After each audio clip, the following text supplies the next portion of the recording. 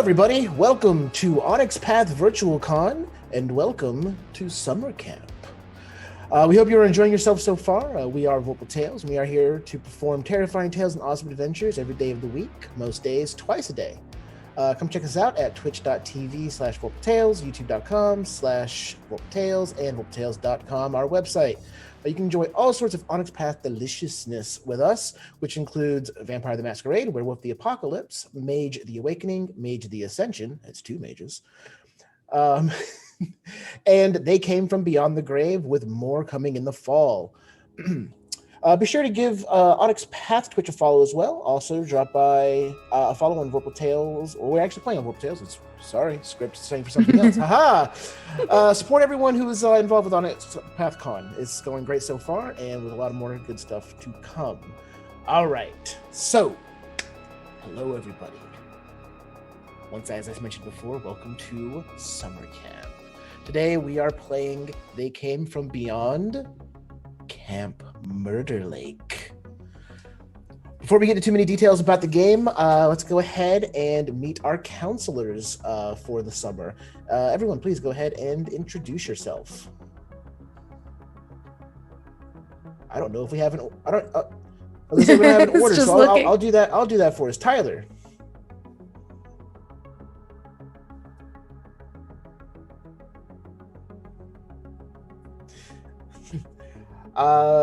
Mayor. Hi, my name is Mare. You can find me at Oh Hello Mare here on Twitch and on Twitter, playing some chill, fun games. But tonight I will be playing your nerd archetype, Penny Howard, Penelope. Thank you. Zach. Hello, I am Zachary Naldright, he, him. I am on the Twitters, and for some reason, people actually follow me on Twitch at Zach Rules. Tonight, I'm going to be playing the Wild Child, Ricky Youngblood.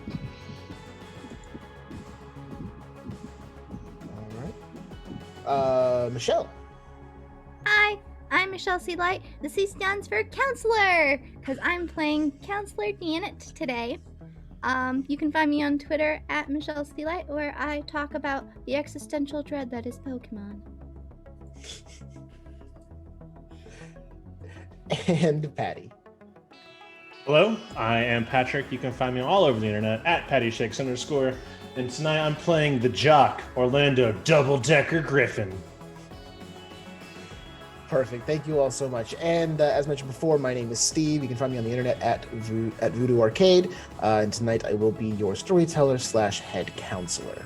Okay, so this is the introduction. I believe this is the first live play ever for They Came From Camp Murder Lake. This is not a standalone edition of They Came From. This is actually going to be a supplement to They Came From Beyond the Grave, specifically. So if you have They Came From Beyond the Grave, you will be able to use these rules to supplement going forward. It's going to cover a completely different genre of horror. They Came From Beyond the Grave covered your 60s and 70s Hammer style, more kind of English cinema. And this, Camp Murder Lake, as you can tell from the name, is that beautiful, wonderful, juicy 80s slasher movie. One that we all know and love, with all of the wonderful tropes to lean into. So that's what we're going to be doing for you today. It is not just going to take place at camp. Like the game itself, right? It does not only take place at a camp. There's many different locations, many different monsters, many different adversaries that your group will be able to go up against. So it's not just that one kind of Friday the 13th sleepaway camp style. There are many different things you can do in the game. I can't give away too much in regard to the other things, but there's a lot to take from. They've got some updates to rules. They've got new quips. They've got new trademarks, new tropes, all those good things. Some reworks of old cinematics that came from Beyond the Grave. So if you are familiar with those, these are updated and excellent to plug in. All right. With that, let's see. All right. So what do we love about the slasher movies? We love, again, those wonderful tropes. The formulaic aspect of them ends up becoming one of their greatest appeals, because you meet these characters, you learn to love them, you get this Breakfast Club style group of people that come together, like and dislike each other, and then you get to see them die in an assortment of creative and sometimes not so creative ways. Here is your... We're gonna die? What? No, what? Well, actually, the last murder was like 50 years ago, so it's probably not going to happen. So I don't want to take up too much time from the game. We're on time schedule, but does anyone have a favorite slasher specifically that they tend to go back to, that they enjoy from the genre? Patty, I know you love the slasher genre specifically. Oh, right? you know it. I am just a scary movie aficionado. No, that is not true. If anybody knows me at all, I am a big little baby when it comes to scary movies. And I don't do them at all. So I'm basing all of my knowledge about slasher movies and things like this from parodies of said things, which I feel like is perfect for this game. So mainly I'm pulling from like the Psych episode where they go to... I forget what the name of the camp, but Sean's really jealous of Gus because he paired up with that other guy for their project. Right. Perfect.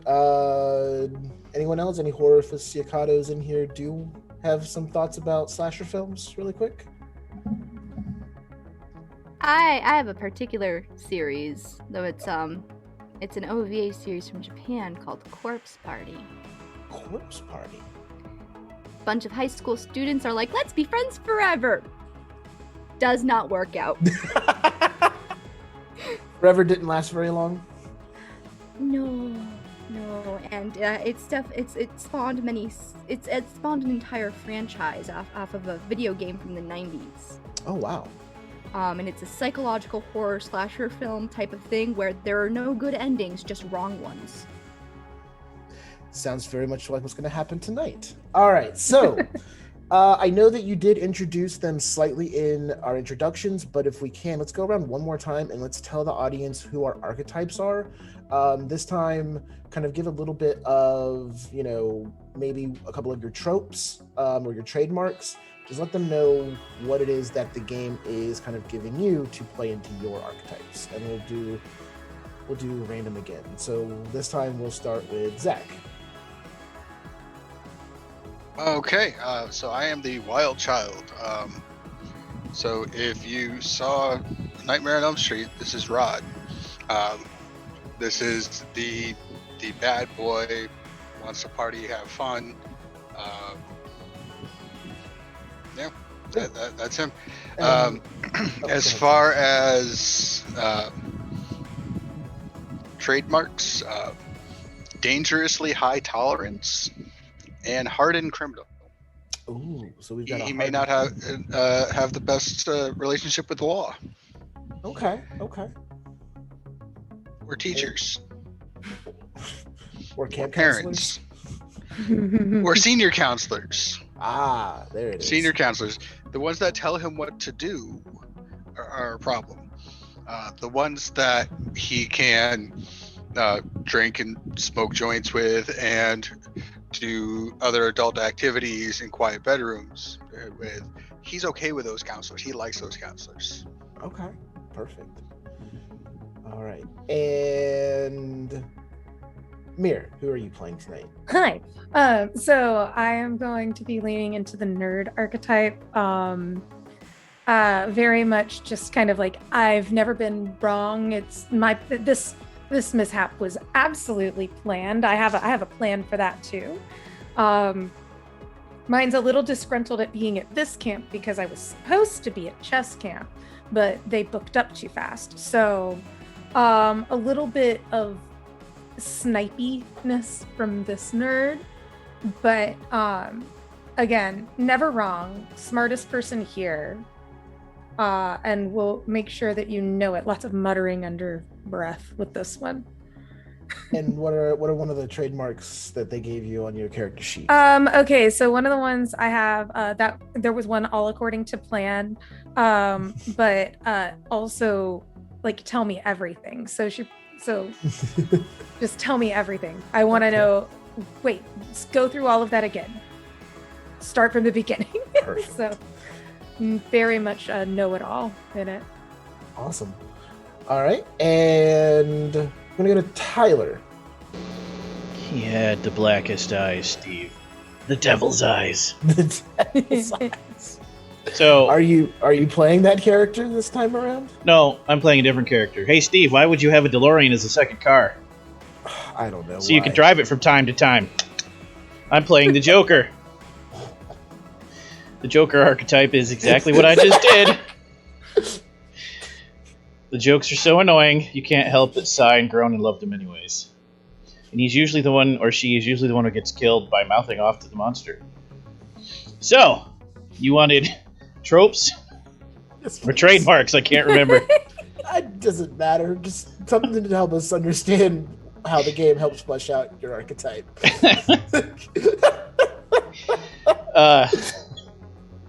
So my trademarks are coming through. It wasn't me. Class clown and pure cheese. And my tropes are take a chill pill. You're not so tough. And right between the eyes.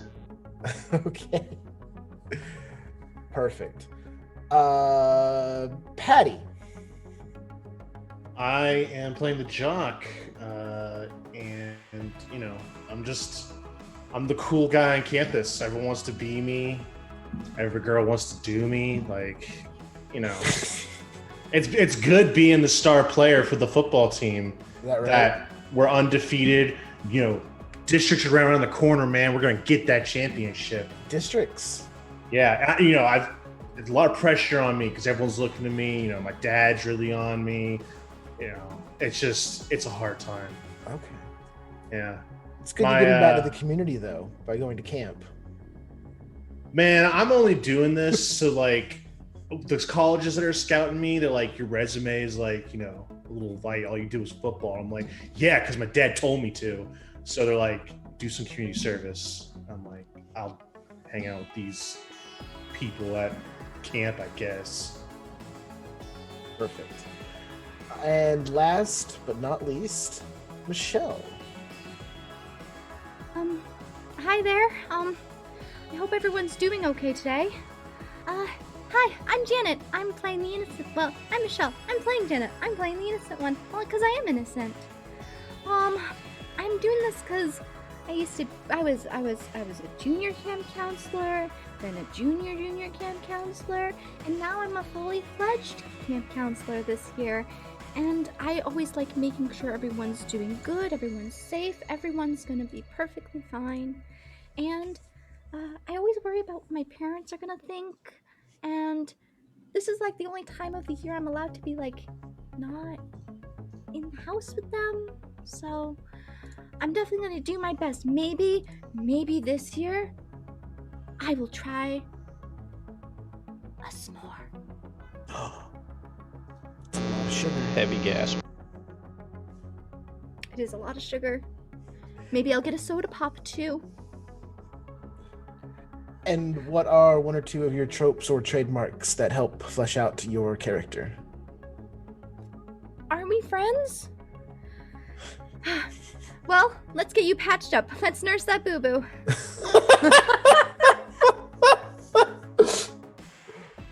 Perfect. Okay. So with that, we've learned a little bit about our characters. We've discussed that we're going to be playing in the 80s slasher era. We talked ever so slightly about that. But without any further ado, I think we can go ahead and get started and get into the goodness. All right. Camp Somerset has been run by the Summers family for decades. It's a staple of summers in Sunny Valley, USA. Llewellyn has run it for several years now. He inherited it from his father, who inherited it from his father. And to get there, all you gotta do is head down State Road 20 out of the city. Make sure to gas up at the gas station before turning down on Camp Road. It's the last chance for gas before making the last hour drive down to the lake. The camp only has the one road in or out. Don't miss your turnoff. After the gas station, it's the first road. It's the first road after the old Leather family farm. And if you hit the state asylum, you went too far. All right. So, you all are making your way out of either the city or the suburbs surrounding Camp Somerset. That is where you will be taking up your first year as proper full counselors. You are to report there 2 days before the children are supposed to arrive so that you can do some work, set up the camp, and meet your senior counselors. Does anybody want to talk about their relationships or carpool together or have your parents drop you off? How are you coming to the camp? Ricky and I are bros, so he can ride in the Fiat with me if he wants. In the Fiat? Cherry red. I've got my my Honda motorcycle that is I have taken a hammer and nail and popped out a couple holes in the muffler so it sounds like a Harley. So I'll follow him because I'm not good with directions. And this way, there's an extra sheet if we pick up a hottie on the road for camping purposes, hitchhiker, whatever. Someone to have fun with, Sure. So you are going to bring your? Are you going to you're going to put your bike on the Fiat? No, I'll be riding behind him. You're going to ride behind. Okay, gotcha. See, so if we can pick up a hitchhiker, got it. If there's two hotties on hitchhiking, one can sit in the car with him, and one can sit on the back with me. That makes perfect sense to me. All right, so Matt and Ricky make their way out of where they're coming from and are on their way down State Road 20 towards the gas station. Anyone else carpooling separate from them? I think that Penny and Janet have known each other for a long time, and Penny just got a car because I've been on the honor roll for 3 years now. I'm pretty certain to be valedictorian, so my parents went ahead and helped me with that. So I'm driving us in my brand new car with us going there. Okay, so I'm pretty sure, according to my map right here, we're supposed to be taking the left at the gas station, and then it's just a straight line. I'm pretty sure I remember this. I'm going to follow the signs that say camp. I think that's good. But I like your map.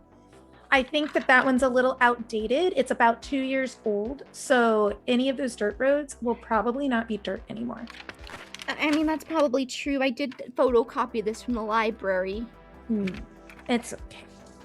But yes, so we are making our way. We left about 30 minutes early in order to avoid any weather anomalies and any potential traffic, any rolled over logging trucks, which happened last year. So we are making our way. Perfect. So you leave about a half hour earlier than you should. So you might actually beat Matt and Ricky to the gas station. Okay. Other than that, making your way there. So that leaves Orlando. How are you getting to camp? Dad's dropping me off. He's taking me straight from linebacker camp to here. And then he's going to pick me up early from this camp to take me back to linebacker camp. So, I don't really have a choice in the matter. Okay. All right. Now, son, I want to make sure that you understand that this is a good opportunity for you. This is going to give you responsibility. This is going to give you some good experience to put on your college resumes. Hey, look at me. Hey, son. What? Everyone knows camp counselors. I beat up camp counselors. Not this weekend, you're not, unless they deserve it. Then you beat them up. All right. Yeah. I know what's up. Don't worry. Come on. Get up here, son. Let's go. Yeah. Bam. He swerves into the other lane for just a couple of seconds. Honk, honk, honk. Hey, I was driving there. Hey, fuck you. Guy don't know how to drive. Clearly. God. All right. And you make your way in his pickup down the road towards the gas station. All right. With that, we're going to say that Penelope and Janet arrive first. This is the last chance you have to get supplies, any foodstuffs, or gas. And once you turn down the camp road, like this is a well tucked away camp. It's very remote, isolated. That's why it's such a good camp, because you can just get kids away from everything, right? But it does mean that this is the last chance you have to, if you run out of gas on the way there or the way back, you're walking. All right. So it's perfect. All right. So when you pull up, it's one of those old two, like one pump stations has a one, middle kind of center pump with like two handles you can kind of put on either side, right? And sitting out front of it is just this older gentleman in overalls and this rocking chair, just kind of whittling. You can see him like,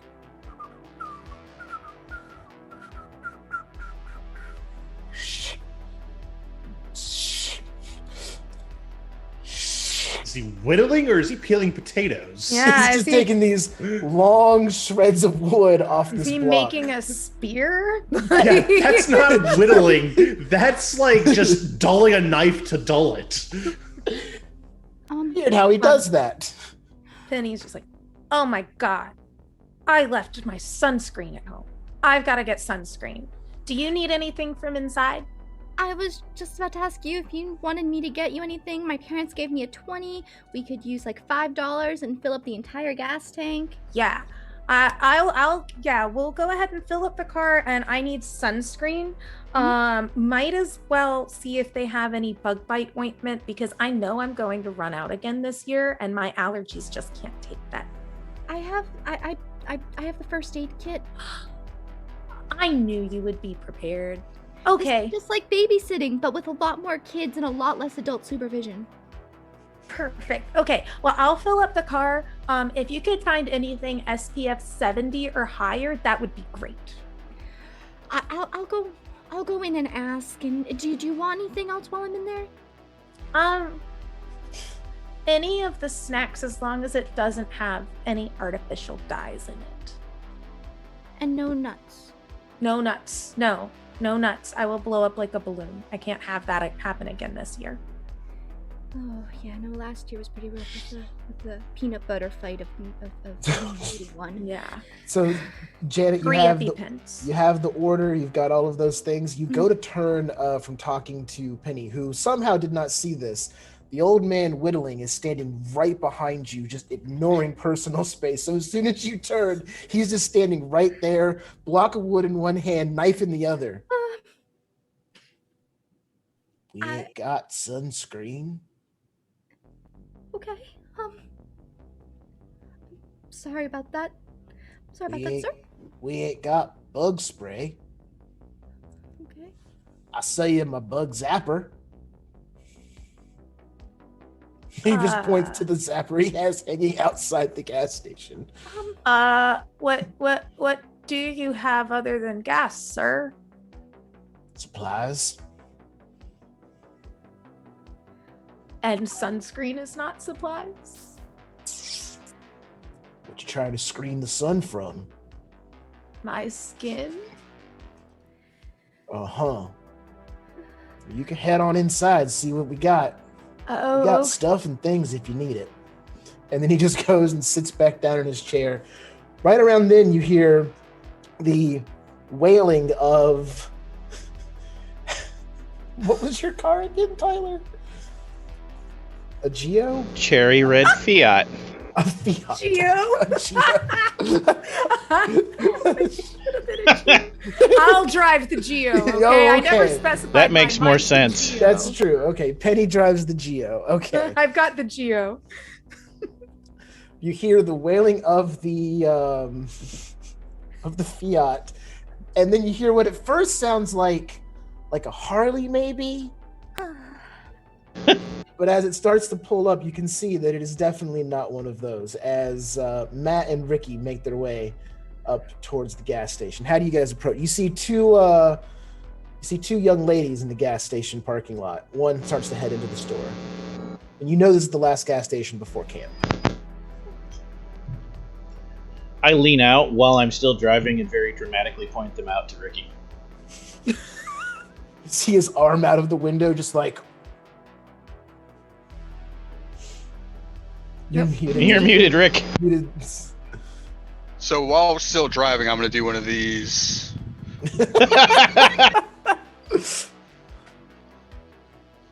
and give a wink if anybody catches if there's any eye contact made. Okay. I will pull in for gas. We'll say Janet has made her way mostly inside. Penny, how do you react to these two pulling up? Penny, after very meticulously and making sure that she got no gas on the new paint job on her Geo, is doing that and is just watching them. Just allergies are already kicking in. It is just watching the motorcycle and the other car come in. You're like, oh my gosh, I hope we're not working with those guys. And then it's just focusing on getting the gas. Perfect. All right. So those two are in the parking lot. You end up, you park your car, you park the motorcycle. We'll come back out. Janet, you're inside. Inside, it is just natural light, like creeping through boards that are put over windows that got knocked out during a storm. There is a counter with like an old register that barely is standing. It's just dark and dank inside of here. It's got fishing supplies, as in it has like old rods and like real bad line, but hooks are just like all along the wall. Every time you walk, the floor creaks and the hooks shake just a little bit. In the back, there is a cooler and the light like kind of flickers just a little bit. It's the only unnatural light in here, and it has just dusty pop bottles. My mom says I'm not allowed to have soda pop. It leads to bad thoughts. You hear a ding as like a door from the back kind of opens, and this younger guy walks out wearing just overalls, and he's got like kind of long, thinning hair. He's kind of like, "Heard you don't like pop. We got beer." No, thanks. No, thanks. I was hoping for some snacks. Snacks? Snacks. Yeah, we got chips and candy and I think some lunch meat over on the aisle. Oh, God. As if summoned by the word beer, Ricky's gonna walk. He's gonna like shove the door open. Sure. Just looking around. Ayo, where's the beer at? Oh, beer's in the back. All right. I'm head on right over there. Giving Jane a little smile as I walk by. So Janet, you're in the store. This attendant is just kind of standing there looking at you, waiting for you to go get something. Gonna grab chips. That seems like the safest option. Okay. They have a couple of bags of different flavored chips, but for the most part, everything in here is artificial or like shelf. Combination of shelf stable and things that should not be kept on shelves. Like lunch meats. It's just gonna be the chips. Potatoes are natural. That works. Potatoes are natural. So as he is kind of creepily watching over you, the next person to pull up is this newer, nice-looking pickup truck. Makes its way in, pulls into the gas pump, parks perfectly normal. You can see a middle-aged, dad, and in the passenger seat, Orlando. Like, all right, this should stop. So, from outside, because Zach's in the store, Zach would hear, "Double-decker, regionals, woot woot! Hey, Zach, get the paps this time." I mean, Ricky. And then I walk up so and... Orlando, you immediately recognize Matt. Yeah, I'll look over to where Matt is filling up his car. Just be like, "Oh, hey, you got signed up for this too?" Gotta make money somehow for the let's see, your dad. College. Wait, you're getting paid, Dad. I volunteered Dad, they're paying them. I volunteered you. It builds character. Dad, give me $20 right now. I need supplies for the week. Just give me $20 right now. What for? What do you need? What are you getting? I need some sport drink and I need some jerky. He needs pork rinds. Come here. Here's Breakfast of Champions, Dad. Right. Here's 10. I want Dad, I need 20. I need $20, Dad. Here's a 10. You're gonna learn financial responsibility. Buy all the food you need, $10. And you know what? Pick. Dad, they don't call me Double Decker for nothing. How? Jerky and pork rinds. It's gonna cost you like 70 cents a bag. Come on, here we go.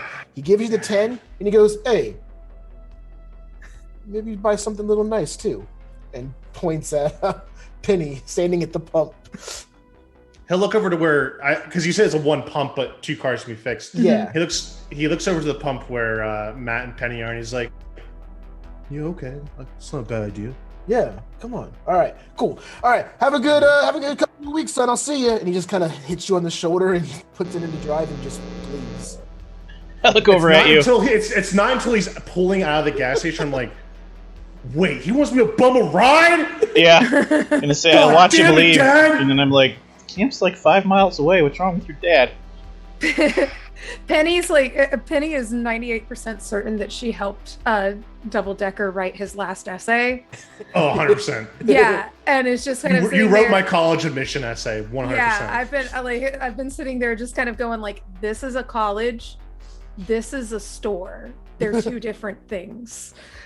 And it's just like, and has been like helped doing that, and is watching the extra cash go, is like, I could have used that other $10. Sup, Penny? Doesn't he owe me? DD? I'll walk into the convenience store as well. Okay, so as you walk in, Janet is getting a handful of supplies. The creepy attendant is now kind of doing something else. He's moved back behind the counter, and he's kind of like fiddling with something underneath that you can't quite see. And chat has helped me tremendously. This place is packed full of pork rinds. No rotating hot dog. That's too fancy. They'll have like packs of hot dogs on the shelf. Is there like a jar? Is there a jar of pig's feet? And that was the other one that they nailed: pig's feet and pickled eggs. Vienna sausages and beans. Yeah, all those gas station staples.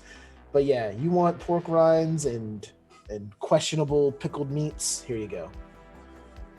Orlando will get every package of beef jerky, every bag of pork rinds. Okay. All of the sport drink. So stuff that's like full of sugar, not actually like and beneficial at all. This would have been that time when like Gatorade still came in the glass bottles. Oh shit. Okay. No, I don't want Gatorade though, because old Gatorade was like actually like good for you. Oh, I want sport drink. We'll do knockoff sport drink that is just sugar. Like I want blue. I want blue sport drink. That's just Tang. It's gonna give me early diabetes. Like that. It doesn't I want mess that. around with trying to say it's a flavor. It just says blue on it. Yeah, it's just blue and purple and red. Gotcha. And then I'll do like quick math. Well, quick math. Sure. Like, oh yeah, I could totally get a 12-pack with what's left here. I'm attempt to also get a 12-pack of beer. Okay. As he's so we'll go back to Ricky. I'm sorry. Go ahead. As he makes that revelation, I'll be walking out. I will have a case in each arm, in each hand, and probably one shoved under another arm of beer, of high quality beer, as it just says on the label. Just diamond logo beer. It's just the absolute cheapest shit I can get. Joke. I'm gonna nod and double D. As I walk by. What's up, Ricky? Yeah, man. What are you doing out here? You working here too? I'm gonna sit him on the counter. My dad volunteered me. Like, I'm not even getting paid. Apparently, Matt told me you guys are getting paid. Like, what the hell, man? God. This is a. Remember when I punched Mr. Johnson in the face in gym class because he was being a dick? Yeah. Yeah. He pressed charges, so I have community service, so I'm not getting paid. What? Yeah. Janet, how are you taking this open conversation right now? Are you, dude, Ricky? Dude, that's legit. Like, you're like a legit criminal now. Yeah, Yo, no. it's like the mob. Like, are you getting like scouted by the mob? Yo, let me So- know when decision day is if you're gonna go with the Bloods of the Crips. All right, dude, that sounds badass. So I know a guy who knows a guy who's got an in with the Harley's Angels. I just gotta get a bike that works up because it's a minimum 500. That would be Harley. so totally sick. While this conversation's on, I'm putting the beer on the counter. Okay. And since this is 80s convenience stores where they did not keep the cigarettes behind the counter to keep them away from small children, I am going to be a grabby small child and pocket a couple packs. Okay. Since the guy working was not directly behind the counter watching me. Perfect. Well, let's see if he was or not. Oh, I guess I should get my dice. Janet's losing her Well, should I make a roll on that Yeah, let's make this our first roll. I like All right. this. We'll see what happens. First, So- All right, so that's gonna be what do you think? What would you like to use? Well, larceny seems like the solid bet to I start think off so. there. I think that's good. So I think we could probably do this a couple ways, but since I'm stacking cases of beer in front of where to block a view, and trying to have a conversation, I'm gonna think I'm trying to manipulate my way into getting these cigarettes in my pocket. I'm for that. I think you're right. not necessarily trying to real quick sleight of hand it. This is not sleight of hand. This is me using social maneuvering to then you know what? distract people. Okay, yeah, I'm good with manipulation. Let's do that. All right. And he's not going to have a ton of dice, so he's a nobody.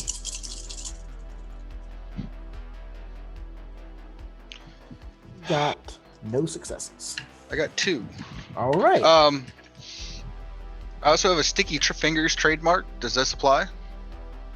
Sticky fingers. Yeah, you were using that to steal. So you would have gotten 2 extra dice on that roll for a trademark.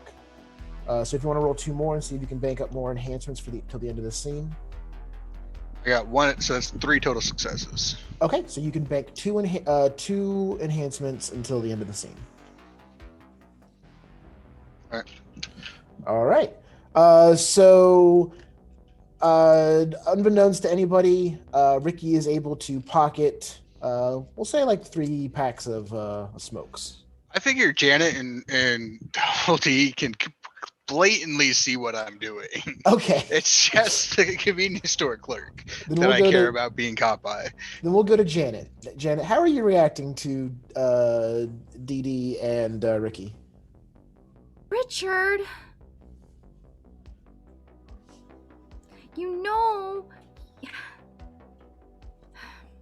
Hey, I'm doing a good thing for the young people of Summer Valley, and for all the rich parents who can afford to send their kids to Summer Valley, but somehow not give me a little kickback. So I get a little something out of this. You heading up to that camp? Yeah. Yeah. Wait, I thought they closed it down. I don't know That what would to tell be you. great news. No, I could have sworn that. Oh wait, no, I'm misremembering. It was the other. Yeah, I'm sorry. That's on me. Yeah, your camp's open. It's fine. That's a good camp. Oh, was The other Chess camp. Was Hmm? Chess It's like closed the down? camp. Oh, that was the This- smaller camp. The one this further town- down.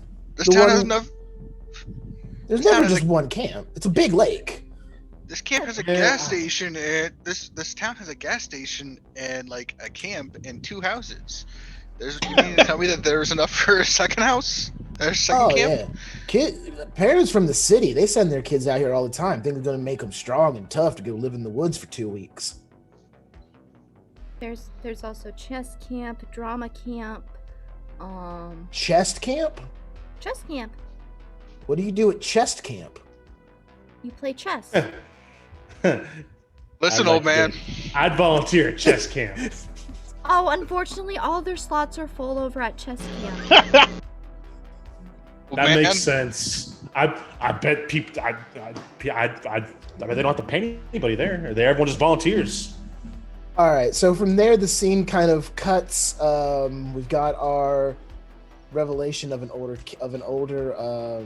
camp or another camp that's shut down. You guys have your beer, your supplies. You've got interacted with each other for a little bit, so it kind of cuts. Everyone's kind of standing outside. You're all kind of gathered around. You're all supplied up, so it's your last push down to camp. Any last things you want to say before you head out? thanks for carrying one of those. My hands are kind of full. My pocket's kind of full too. Good looking out, TD. Yeah, no problem, Ricky. Hey, I'll help you load it in the car, and then I'll ride down with Matt. I'll keep an eye on your stuff for you. Uncle, you good? He need a ride. His dad ditched him apparently. Yeah, he's okay. Can I bum a ride from you, man? All he ever wanted, all he ever needed was a ride in my car. Let's go. Yeah, Matt, you so dumb, but you so smart too. All right, so everyone. Oh, go ahead. Sorry. Oh, I was just saying, Penny is I would have passed by all of these folks to go and take the $5 bill in to the person there, and then sees Janet's face, and it's just like, Janet, what did they do? Oh, tell me in the car. They're not going with us, are they? Are they going? Nah. Oh, Janet. And just pays the guy. Mm. And just helps grab the bag of chips and walks. Janet's gonna put a little extra up on the counter for the stolen merchandise. Oh. So at this point, with the weird, awkward cut and editing of the movie, both of them are back behind the counter now, and the older one just kind of says, "Oh, thanks. Hey, have fun at camp this summer." He just kind of smiles at you. Oh, thanks, you Oh, wait, no, Thank you. Next time, could you please stock sunscreen for next year? Some folks need it. And points at pasty white complexion. The younger one reaches back underneath the counter he's been fiddling with, and he just pulls out a little hatchet that's really rusty. He's kind of like, "What you trying to block the sun for?" And then he just turns and walks out, and he starts working on something in the back of the gas station with the hatchet. okay, let's get out of Let's go. We gotta. Yeah, We gotta. We better go. we've got things. Yep. Yeah. We gotta get the cabin. Gotta get in the cabin. All right. So you leave the creepy gas station with the creepy attendants, and you make your way down to the lake. Takes another maybe 45 minutes to drive the dirt roads, bouncing over all of those things. Yes, we follow Totes the good map to the camp, and as you make your way, you're driving down this really cramped, only big enough for one full vehicle at a time. So if someone's driving the other way, you're going to come to this meeting, you're just going to be stuck. So you got to it's not the best in and out. It doesn't quite make a whole lot of sense. But you're making your way down. The branches are scraping the side of the cars, and you're getting there. Early afternoon. You left at an early enough time that you're going to be able to get there with several hours of daylight left, because that you're going to have to start doing chores to get ready for the kids that are going to be here in only 2 days. So you're driving through. It's cramped. It's dark. You're deep in these woods, and then when you look out, you can only see just a little bit forward. And just for some reason, you just cannot see deep into the woods. The trees are just positioned in a way where your view it's just dense woods, dense forest. Driving. But as soon as it opens up, it's this beautiful, pristine, amazing camp. It just opens up into this nice lake bed, with these kind of rolling hill down to the water. The lake is massive, just goes and goes, and you can see there's maybe one house kind of way off in the distance with a dock, but immediately you can see that this camp is pretty nice. Other than the lake, you immediately see that there is a dock, which looks like it has a little bit of disrepair to it, but nothing like too bad. It's not like dilapidated. The dock seems to be pretty good. And of course, the big thing that you see is the main office. The very first thing you see is this big, that typical wood kind of like faux cabin wood, but this is an actual real building as opposed to a cabin. So that's where the first thing that you see and where you would be asked to park. So, as you park, you pull your supplies out. Are you openly bringing the beer in, or are you trying to hide it until you have a better opportunity? Because it's still daylight. I'm gonna wait till Ricky tells me what to do, because he's the professional here. Okay. Muted. So as we roll up, is there anybody greeting us? You see, because there's senior staff or anything, or so on the kind of like on the porch area of the main building, facing back towards the road, you do see who you know to be Llewellyn, and he looks a lot like me, where he's got the bucket hat and the all khaki like outfit, the socks pulled up to his knees. He's just kind of like just waving like, hi everybody. Just big old wave. I missed the banjos coming in, apparently. Hey, we're gonna keep some things in your car for a little bit, Huckle, all right?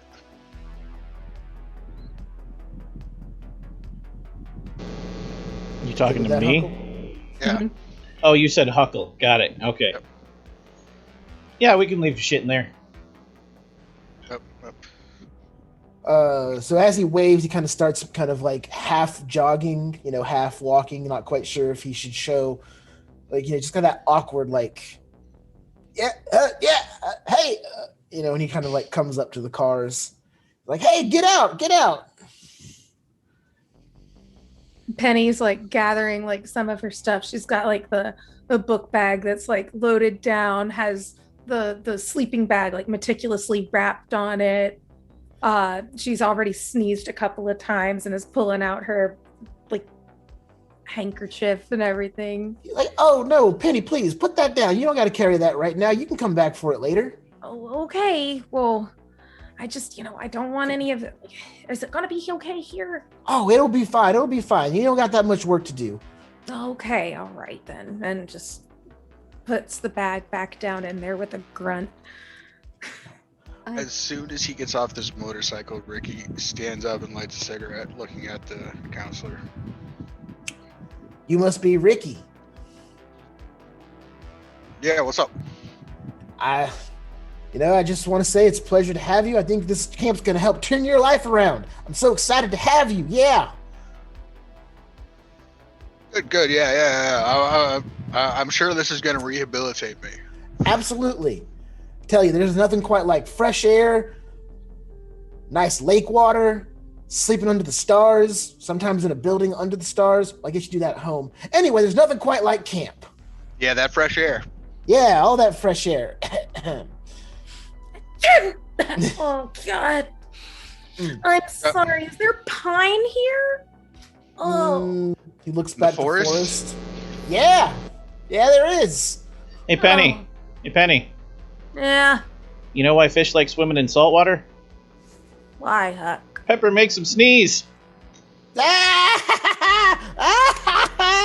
And he just puts his hand on Matt's shoulder.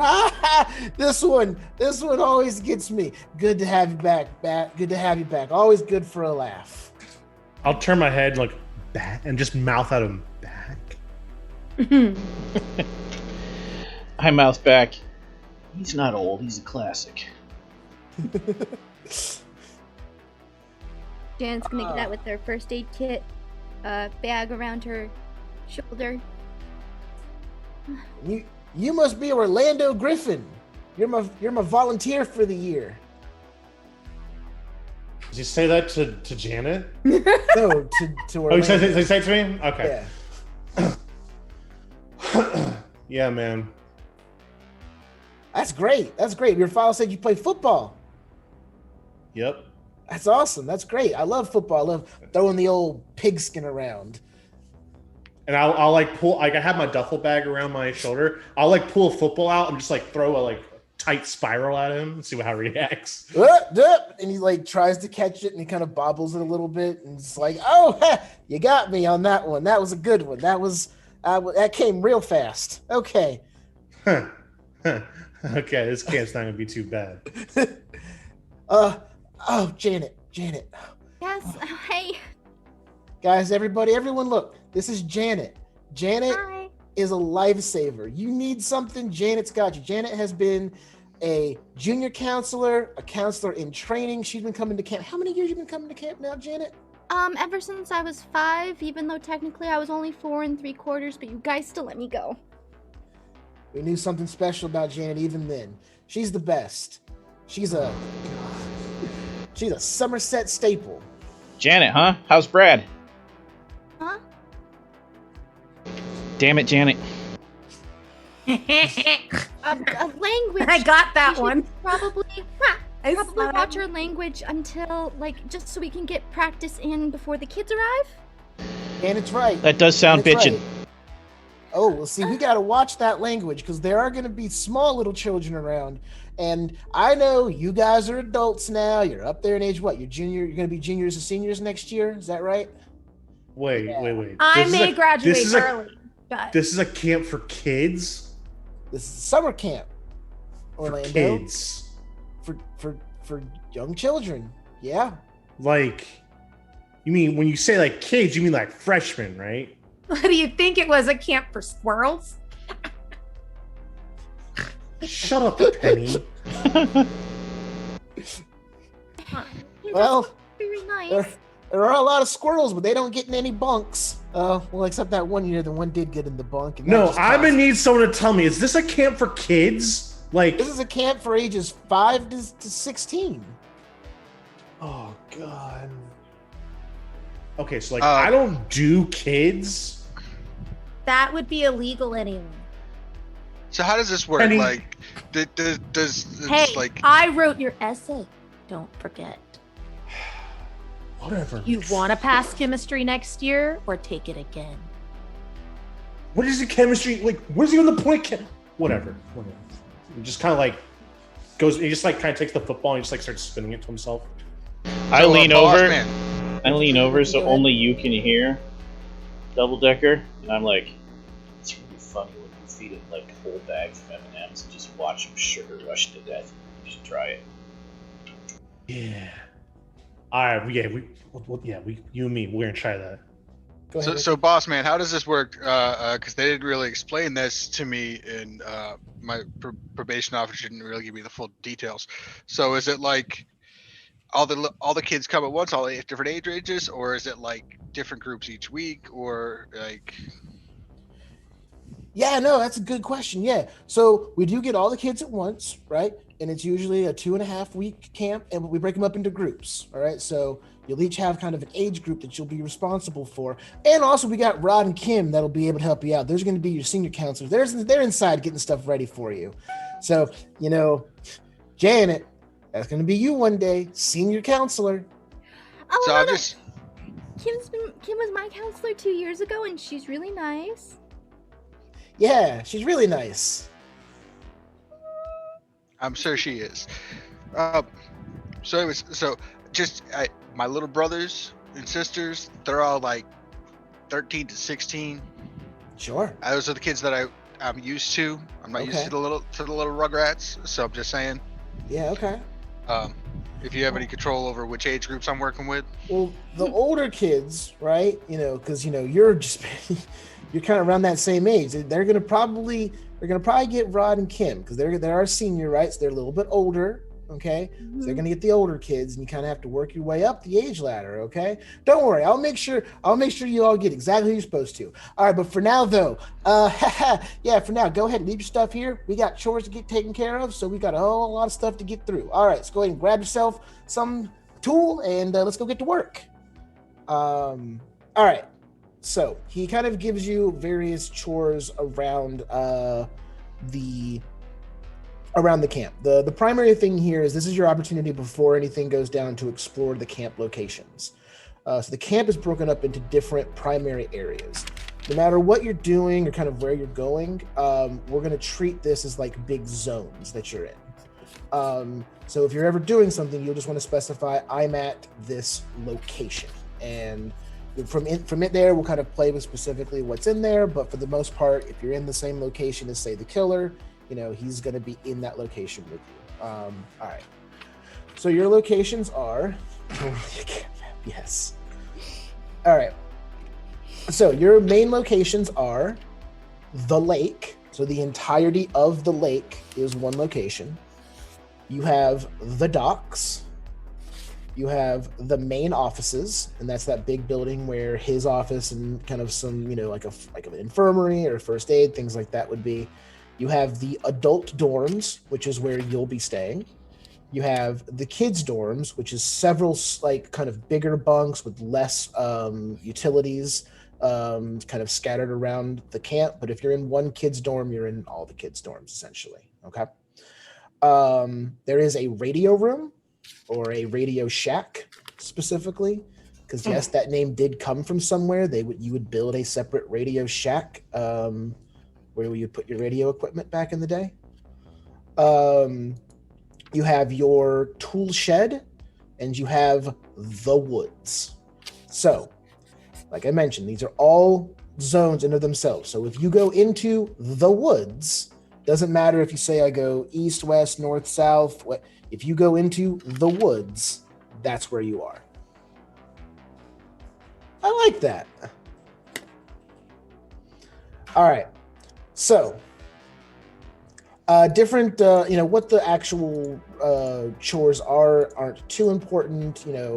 There's no chore at the lake. You can all see the lake. It's pretty obvious what a lake is, and the dangers that a lake might specifically entail.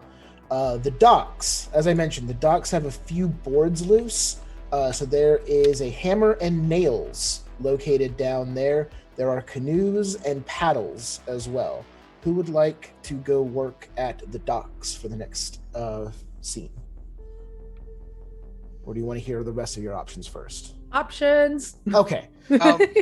So just to clarify, Ricky is going to hear the options. Okay. And then go smoke a joint in the woods. Understood. Sounds good. I'm going straight to wherever the kitchen is because I don't want to be a tool, but I do want to just beat it.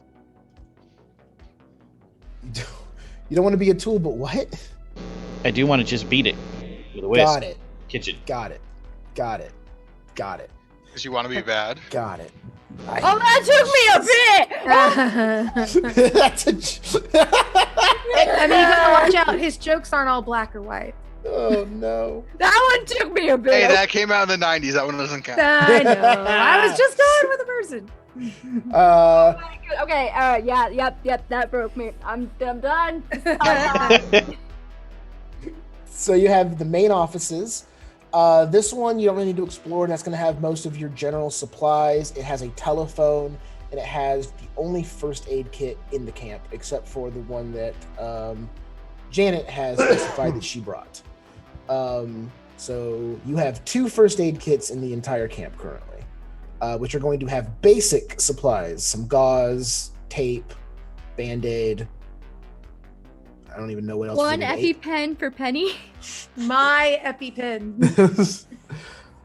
What even else was in an 80s first aid kit? Just a suck it up card? Like that little tiny ketchup packet of Neosporin. Yeah. Those still are in the kits today. Those are still in the first aid. Yeah, but now they're no ouch type. Okay, No, I gotta get the no they ouch. Still hurt. They still hurt. This is straight up hydrogen peroxide. There is the adult dorms. The adult dorms would require you kind of moving most of your supplies from the cars to where you're going to be bunking for the night. You can find out what's in the adult dorms. The kids' dorms, you would need to be cleaning out, leaves and cobwebs and any raccoons or possums that have kind of crawled in there while summer camp wasn't happening. You can explore the kids' dorms, radio room, exactly what it is. You would just need to be setting up kind of so the radio probably isn't going to be operational. Dibs. Okay. The tool shed, you'll need to organize the tool shed, make sure that everything's there. It'll have a variety of different things you can use around the camp. And then finally, the woods. There are no jobs in the woods, but if one of you would like to sneak off into them, you can do so now, which Ricky has specified that he would like to do. All right, so Ricky is telling me he's going to the woods. Penny is going to the radio room. Ricky is not going to bogart the joint. He will give a little puff sign to his other counselors. Okay. I'll just be like, nah, I got another football camp after this one, dude. I will totally get high and then still go to the kitchen and eat half of it. Okay. I'm gonna go do my job. I'm gonna go unpack the vehicle and bring it to the. I'm gonna go unpack and bring everything to the adult camp. Okay, perfect. So I will watch Matt and Ricky go off to the woods. Just gonna be like, oh, man. But then I will unpack everything to the adult dorms. The adult dorms. Okay. Yeah. So I've got Janet and Orlando. Okay. All right. First things first, we will go to Penny at the Radio Shack. So Penny, you walk in and it is just in disarray. Like pieces of the inside of the radio are kind of like pulled out. The casing is like kind of fallen apart. All the wiring is pretty bad off. But everything that you would need to get it, at least functional is here. But it's just not in great shape. Penny has that moment of where she's just like, maybe this is a camp for squirrels. Jesus. And just like goes to just start looking at the different pieces that are put together and is like, oh, gosh, out of date, busted. This cord's still good. And just like starts just like meticulously just starting to put it, muttering under herself, under her breath to herself, trying to make it so it looks decent. Okay, give me 1 second. Let's take a look here. That's Zach. Aha. Give me. I have science. I have technology. This will be a technology roll. All right. And you can use intellect since you're trying to just kind of like brute force the pieces together. So what this is doing is this will be sort of like similar to a doorways check, if you've heard that reference before. I haven't, but I'll go with it. You have X amount of doors that you'll need to get through to actually get the radio working. Okay. And each door takes a certain amount of time, so you wouldn't be able to necessarily get it working right now, but anything you do at this point in the day will help set up for later when the radio might be more helpful. You would have to do less to get it working. So your successes here help you later on as you work on this for a couple of hours. All right, so go ahead and give me your technology and intellect roll. So technology and intellect, and we like 8s, 9s, and 10s on this, correct? Correct. 8s and 9s are worth 1 success, and 10s are worth 2 successes. All right. I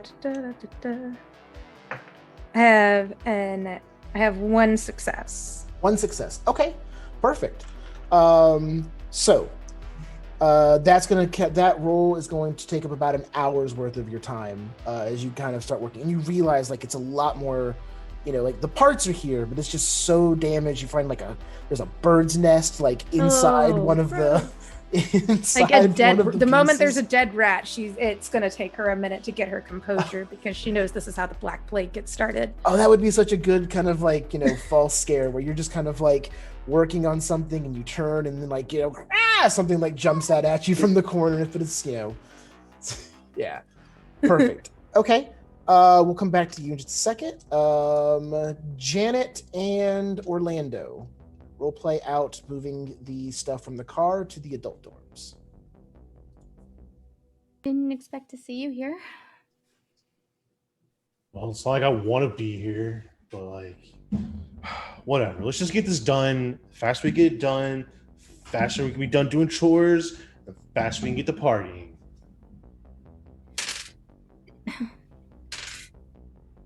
Because if Ricky's here and Matt's here, it means there's gonna be a party, and I want to be part of that party. I just don't understand. Like, What's not to understand? you weren't always like this. I gotta make the best of this situation. If this situation calls for hanging out with Ricky and Matt, then I'm gonna do it. I mean, I know I can't stop you, and I never would, but, like, I don't know. How's Mr. Griffin doing, by the way? It's like still all of my business, and like he just keeps pushing me. He just doesn't get it that like I can only push, like I can only do so much. Like I'm trying really hard. Like school's got 3 days going. I'm already going to some of the practices at Vorpal University. I'm already like I'm pushed to my limit. Like he wants me to be a Cheshire so bad, and I will. I'm joining the team, and they coach me, talk to me. It's just, it's a lot, okay? I never thought that, like, playing football would be this much. It was always very simple. Like, they go on the field, I hit somebody, it's done.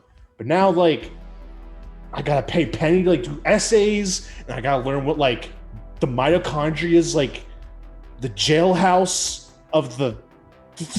I don't know. There's just so much. The mitochondria is the sports drink of the cell. Whoa. On that whoa, you hear bang, bang, bang on the car, and you see this older, like probably like 20, like this 20-year-old. So to you, it's like this super grown up, right? He's got this great black hair that's just like perfectly swooped over. He's like, hey, what are you doing over here? You flirting? You two flirting or something? Look at you two flirting. It's so cute. Janet in a double-decker. You can take a bite out of your double-decker sandwich over here later tonight. Hey! It's hey, double-decker like the bus! Well, I don't even know what that is. It's like from London or some shit. I don't know, man. I didn't make up the name. Hey, we ain't. Hey! How about you shut up. First of all, it's double-decker like the bus. Second of all, no one talks to Janet like that. Yeah. Senior camp counselor Rod does. So why don't you go ahead, get your bags, get packed up. Yeah, you are a real Rod, aren't you? Yeah. That's right. Good one. Rod. Yeah, good comeback, Rod. I don't have to have a comeback for you. You are beneath me. What do your friends call you, Dick? I don't get it. That don't make no sense. My name's not Richard. Come on, Janet. We'll start taking the bags. Rod, it's nice to see you. Yeah, you too, Janet. Does Kim know you're out here? Yeah, she knows I'm out here. She's waiting for me inside. Hey, we hooked up we hooked up since last summer. We're together now. We're like official. We're like this. We're like steady. It's great. She's awesome. You do right by her, though. Yeah, I'll always take care of her. You know me. Yeah, take it. Hey, Janet, I mean this in the nicest way. Get to work. I mean this in the nicest way possible. Take it easy on Orlando.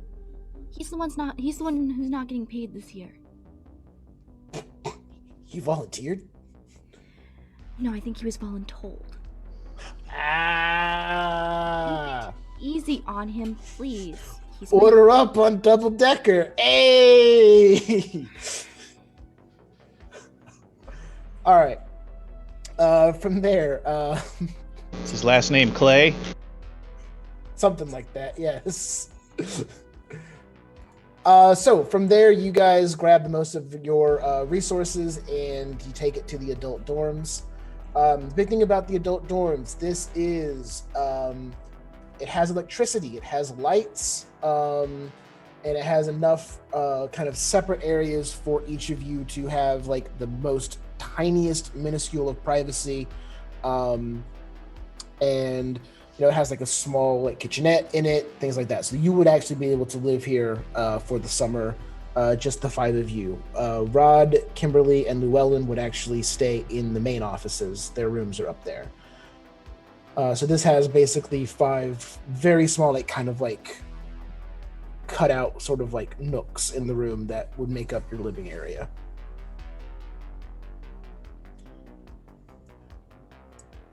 The big difference here is just, again, that it only fits 5 people, which are you. It has power. The kids' dorms are bigger, more bunks, bigger space, more places to hide, but there are no lights or power to the kids' dorms. Once the sun goes down, the kids have to deal with. They can get lanterns, right? Because it's the 80s. Let's give kids lanterns in a wood cabin. Mm-hmm. They have flashlights, but they were not going to run wiring or use up fuel from the generator for kids' dorms. Yeah, but kids are dumb. They get scared from everything. Yeah, this is to teach them like strength and to overcome their fear of the dark. They get campfires. They can build a campfire. One year they said that they brought a TV down here, picked up a Mario game. Video games. What a fad. Yeah. That ain't gonna last. Yeah, no, that was just a rumor. I wasn't a high enough counselor to be able to come in here. This is actually my first year being allowed in the adult dorm. Yeah, but like, I bet you totally were like peeking in the window, seeing if you could see what's in here. I bet you know the actual layout of this room. Quick, and I'll put my hands over her eyes, just be like, all right, now tell me the layout. Tell me the layout of the room. There are 2 beds on the left-hand side before the divider, where the curtains normally hung to divide the male and female section of the adult dorm. Yeah, she's right. I'd be like, damn, it's pretty good, Janet. I have a map. Of course you do. All right, and with the of course we do, we cut to Ricky and Matt out in the woods, smoking on a totally regular cigarette. Shit's gnarly, bro.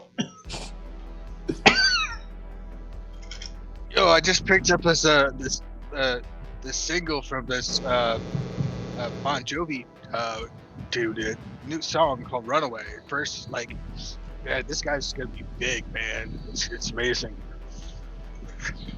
I got the boombox hooked up so we can, blast tunes later. Hell yeah.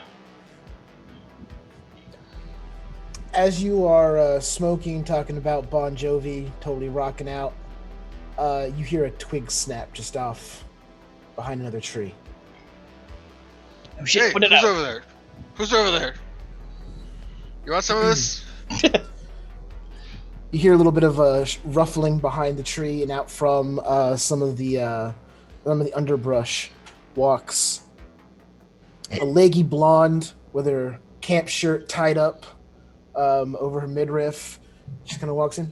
And what are you 2 boys doing out here alone? We're communing with nature. You want to commune with nature, babe? Communing with nature. What are you? I think the hippie movement died out a while ago, guys. Oh, I'll just be honest. I'm just trying to kind of get fucked up. Oh, What I hit? well, Does that's it all count you had as- to say. Does it count as being alone when we're with each other? I'd rather be alone with you, though. You'll have to go through Rod first. And she reaches over and she takes the joint from you. And she takes a little bit and she's like, I mean, Rod could play too. that kind of party. Huh. You know it. She You has can the be any kind of joint. party you want it to be. So you'll say you'll do anything I say? It's a trap. we'll see how the party goes, and when we get to that point. Uh-huh. Depends. You got handcuffs? We'll see how you hang later tonight. Thanks. Yeah, you will.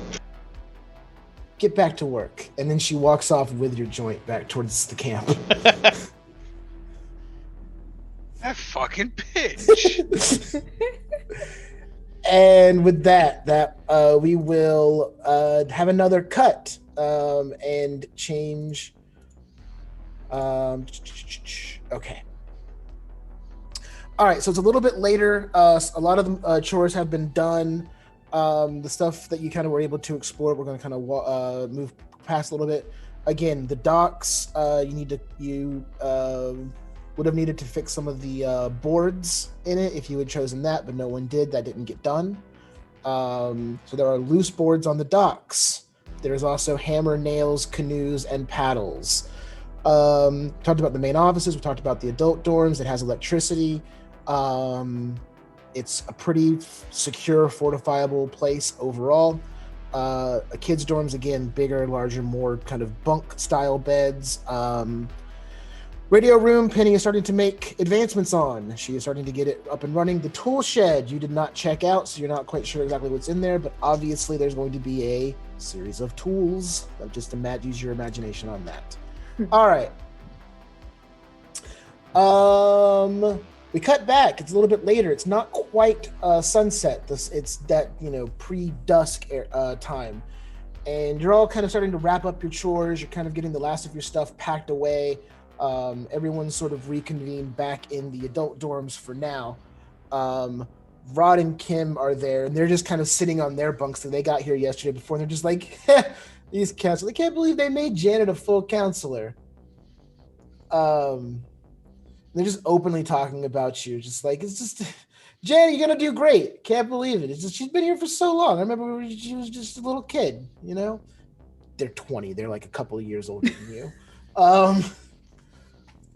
And Kimberly's kind of over there just like, hey, Griffin. I won't acknowledge that. He doesn't like it when I call him Griffin. He's so sweet.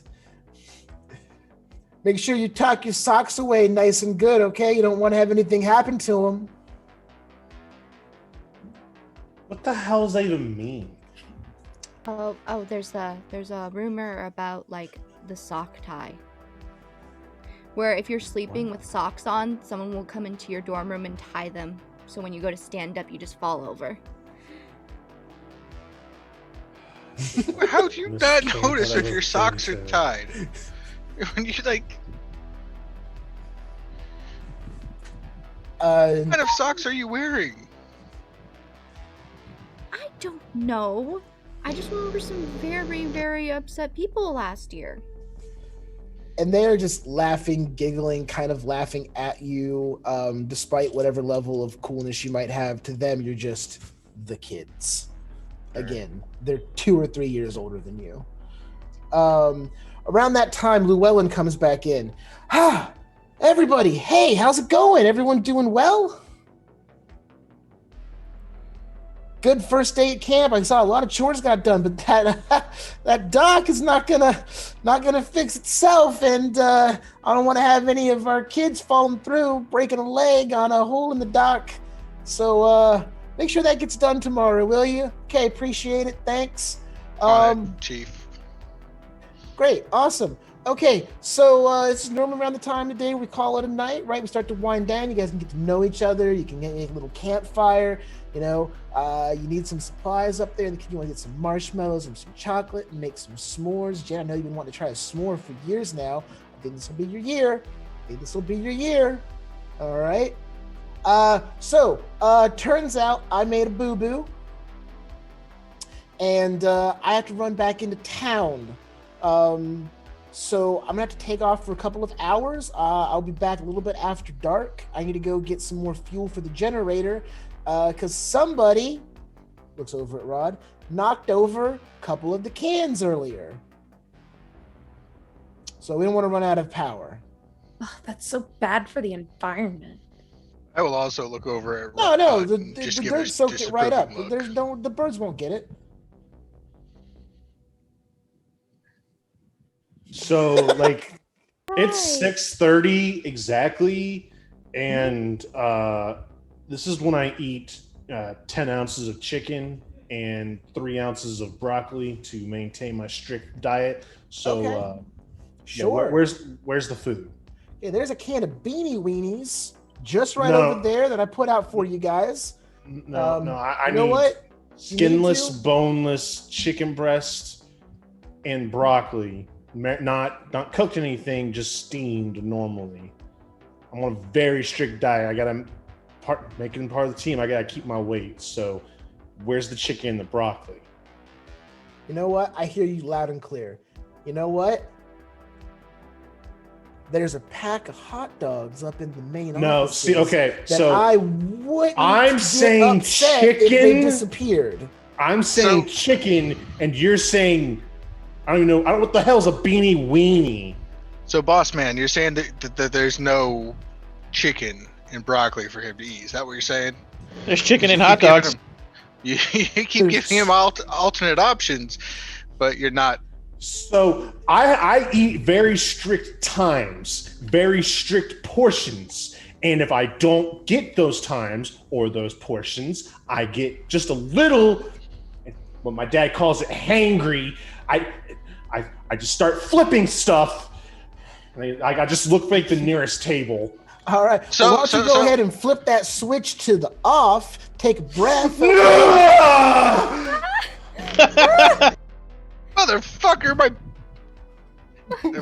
Just throw a blanket over the beer that was on the table? Rod like naturally jumps up and like bows up on you to protect you or to protect I him will from chest the chest like what? What are you gonna do, dick? He's Look, like, look, I'm gonna mess you're- you up, man. I'm gonna mess you up. He's like chest like bumping you. Ricky, you want to jump in really quick?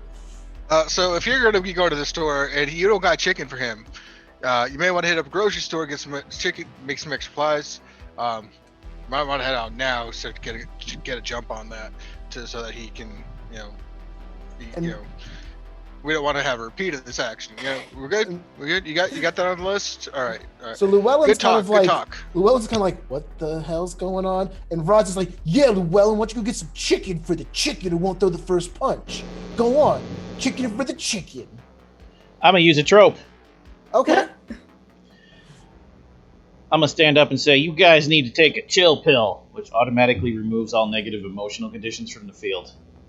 That's all I have to do. Perfect. That is such a perfect use of that. So we're gonna play it for the one shot that you can use each one of your tropes once per the session.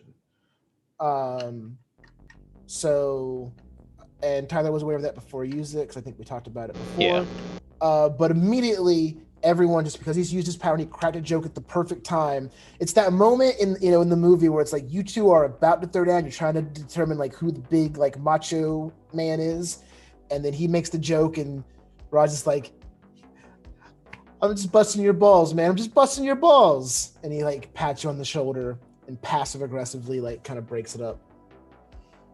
I'll just like keep staring at him until he turns away. He goes and he lays back down with Kimberly. I'll walk over to Matt and be like, that was a funny joke. It's good. It's good. So I got an idea for you there, DD. So you said you got football camp after this, right? Yeah. Yeah. So if you go in there kind of already high functioning, you're not going to get that much better. You're just going to still keep staying high functioning. Now, Okay. if you drop a step back or two over these couple weeks before you go there, then you got some ways to grow. It gives you that time when you get back to camp, you cut back, you get back into your full fighting form, and they see that progress, they see that heart in you. So that makes you look better, because at the end of the day, either way, you're going to still be that top dog that you are either way. But if you go in as a top dog and you stay as a top dog, or if you go down as a little dog and you grow up to be the big dog, that's what's going to get you respect. Yo, that's the only award I've never won is most improved. This give me There my we chance. There we go. Here. Have one of these. I'm going to hand him a beer. Here, let's go. Let's do it. Ricky, you're like Yoda when you're high. I love it. So I want to cut Hey, who to said the I was two. high? I want to cut What's to a- the two what's a ladies who I Yoda? assume are in the corner watching all this toxic masculinity go down. What's happening with you two? They know alcohol's contraband, right? Well, yeah, but it seems like no one here cares. Did you not know this? You've been here for years. I said alcohol's contraband, and it's almost like they don't know it is. Right, Kim, you want some? And just to clarify, Llewellyn, like once the situation kind of died down, he did leave. So Llewellyn has left the building. So it's not that he doesn't care. He kind of slipped out once it seemed like there wasn't going to be a fight because he has to go. Yeah. I am blatantly giving Rod and Kim beers. I mean, They'll take them, but they still kind of laugh you off. All right, sorry, Penny and Janet. oh yeah. I nobody cares about the way that Kim is supposed to. I mean, they had to have been doing. You mean you never did any of this here either? No, It wasn't like this. This isn't what you told me about.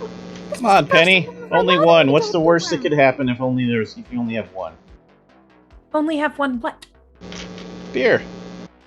What's the worst that could happen? I've had beer before. I've done that. It's like silly stuff. Why would? Here we go then. I'm gonna hand Penny a beer. I mean, it's what is this beer? Come on, this. You didn't even get the good stuff.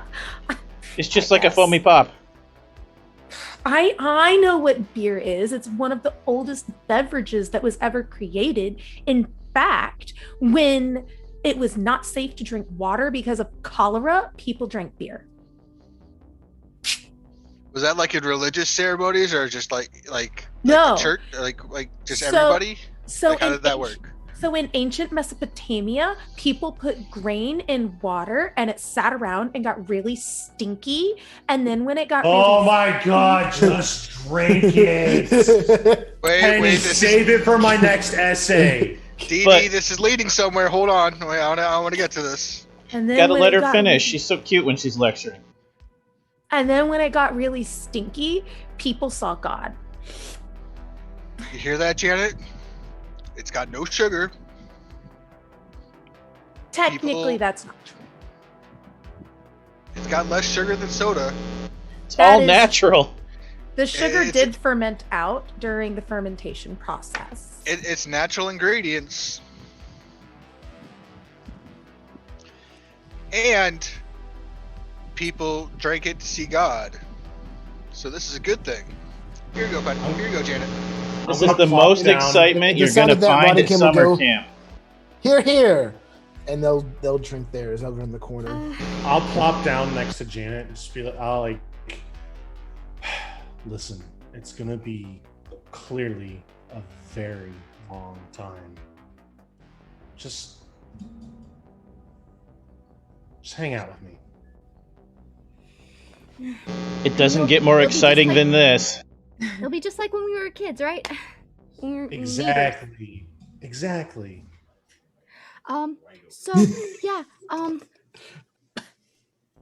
So yeah. It's just like when we were neighbors. Only instead of playing cops and robbers, we're playing drink the alcohol in the cramped cabin.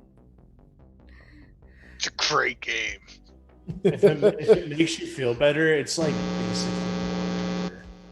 Hey Penny, it's better if you just chug it. It's not going to be better if you just chug it. I get indigestion very easily. I mean, it's worth a sip, right? A scholar's try, right? Yeah. Exactly. It's we could split one, maybe. All right. So with that, everyone takes It their tastes first drink. awful. It takes I all- told you it's grain and stinky water. What did you think it was going to taste like? Oh, I'm just gonna dump the rest of this out. It's bad. It's obviously gone bad. Wait, let me check that. All right. No. So Rod and Kim get up and they're just like, okay, all right, we've heard enough of this. Give us Janet's shares, and they just come over and take like a whole case from you. We're gonna take Janet's share. We're gonna take our tax off you, and we're gonna see you guys a little bit later. All right, hey Kim, let's go out and make sure the woods are secure. And they take a case of beer and they leave the main cabin and head back out alone off into the woods. Hate to see you All go. Love to watch you walk away, Kim. And with that, Do we have cinematics? We do. Yeah, if you But we need points. you need rewrites to be able to do that. You know what? I can give you for all the great Okay. role play. Have 2 rewrites in your pool. I want to use one rewrite right now to put disposable character on Rod. Done. Rod is a disposable character. All right. So with that, Rod and Kim make their way out with one of your cases of beer. Rod is now a disposable character. The Kim has changed. She's a little more mean than she used to be, but she seems to be attached to Rod, who was a total jerk.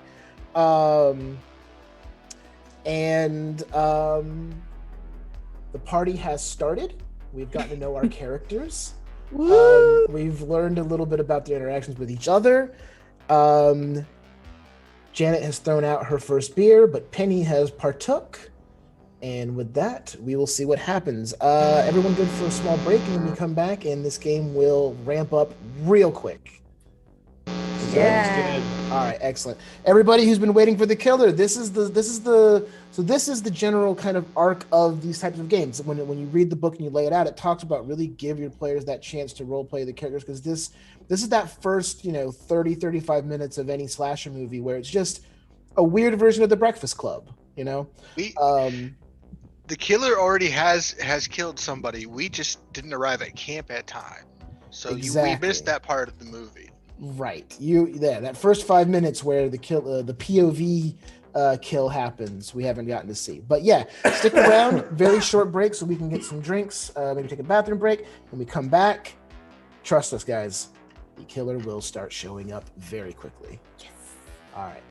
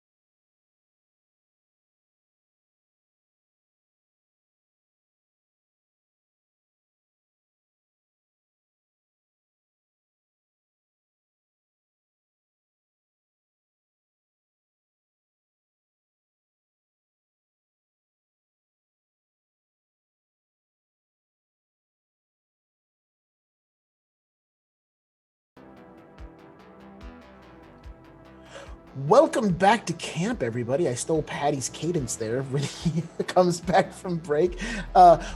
Welcome back to camp, everybody. It's been a great time so far today. As we come back from our break, our counselors are in a very interesting situation. Matt and Ricky have instigated a party breaking out. Orlando Double-Decker Griffin is ready to jump in and throw down pretty hard, and Penny has partaken in her totally not first beer. Yeah. However, Janet, the innocent one of the group, is eating a chocolate bar in the corner. Is that about right? Yeah, it's special dark, which means it's stronger than regular chocolate. Our senior counselors, Rod and Kim, have stolen a case of beer from our group and headed off to the woods for reasons. And our camp manager / owner, Llewellyn, has left our counselors behind to make a last-minute supply run into town. So currently, our counselors are left alone in the adult dorms. Counselors, you're in the middle of a party. It's been going on for a little while. Take it away. Hold on, I got Zach's soundtrack for this. Yeah. Also, we got a prediction going in chat. If there's going to be any survivors tonight, you should vote with your channel points. Ooh, who will Is it survive? illegal if I vote with my own channel points, become the last survivor, and then die? So I win? Hey, if you It want to doesn't say get a who. system like it just that, says if there will be any. even one survivor. Interesting. We'll have to see. Well, if I eat all the ingredients to a s'more, it will be like I'm eating a s'more, right? Janet, Yeah, man. all you're missing is a little fire. Just use the fire. You know, s'mores originated in the 40s. They were actually meaning the words some and more. Whoa, isn't that crazy, guys? You guys haven't had me S'more. yet, so how can I have s'more of nothing? Penny, you're freaking genius. I know I'm gonna go to college. It's gonna be Me great. too. Yeah, I'm gonna get you into college. Well, like my athletic abilities got me into college, but like your essays helped. You're gonna stay in college with my essays. You're gonna write my college essays. You're gonna be making that college football player money. So yeah. Yeah, I bet I totally get paid as a college You athlete get because so- the university is going to profit off my skills and abilities and broadcast my name and sell my jersey number and use me as all of their promotional marketing and put my face everywhere, my number everywhere, and they're going to say I'm the best and they're going to shoot commercials about me. So I'm going to make so much money in college, I bet. It's gonna be so great. And Pay college athletes. No, I was always told chocolate would send me to hell, but it's so delicious. Oh my god. You know, Here, have some of this. So This will drunk, take care Ricky. of that going to the hell for the chocolate. You won't go to hell for Janet. chocolate if you have some of this. You're half right. We are in hell. On that line, I'm going to cut in. You're welcome. Patty, I'm going to need you to do me a favor. Oh, you know I'm full of favors. Can you, in Astral, our preferred online tabletop role-playing system, Wow. check out Oh, Astral Tabletop? No, it's more about astral tabletop.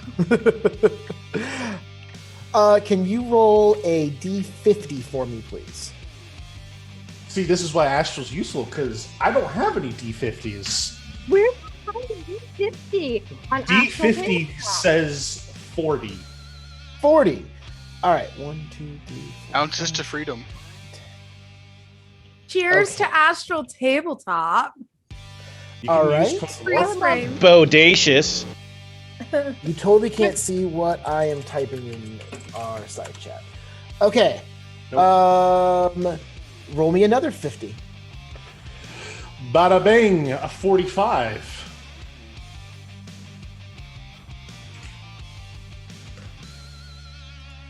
I don't have any funny jokes for that one. I'm sorry.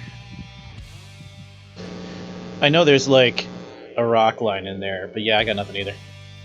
And roll me one more 50, please. Cool. 45, 2 zigzags. 30. Wow, really nice, clean, divisible by 5 numbers. Beautiful.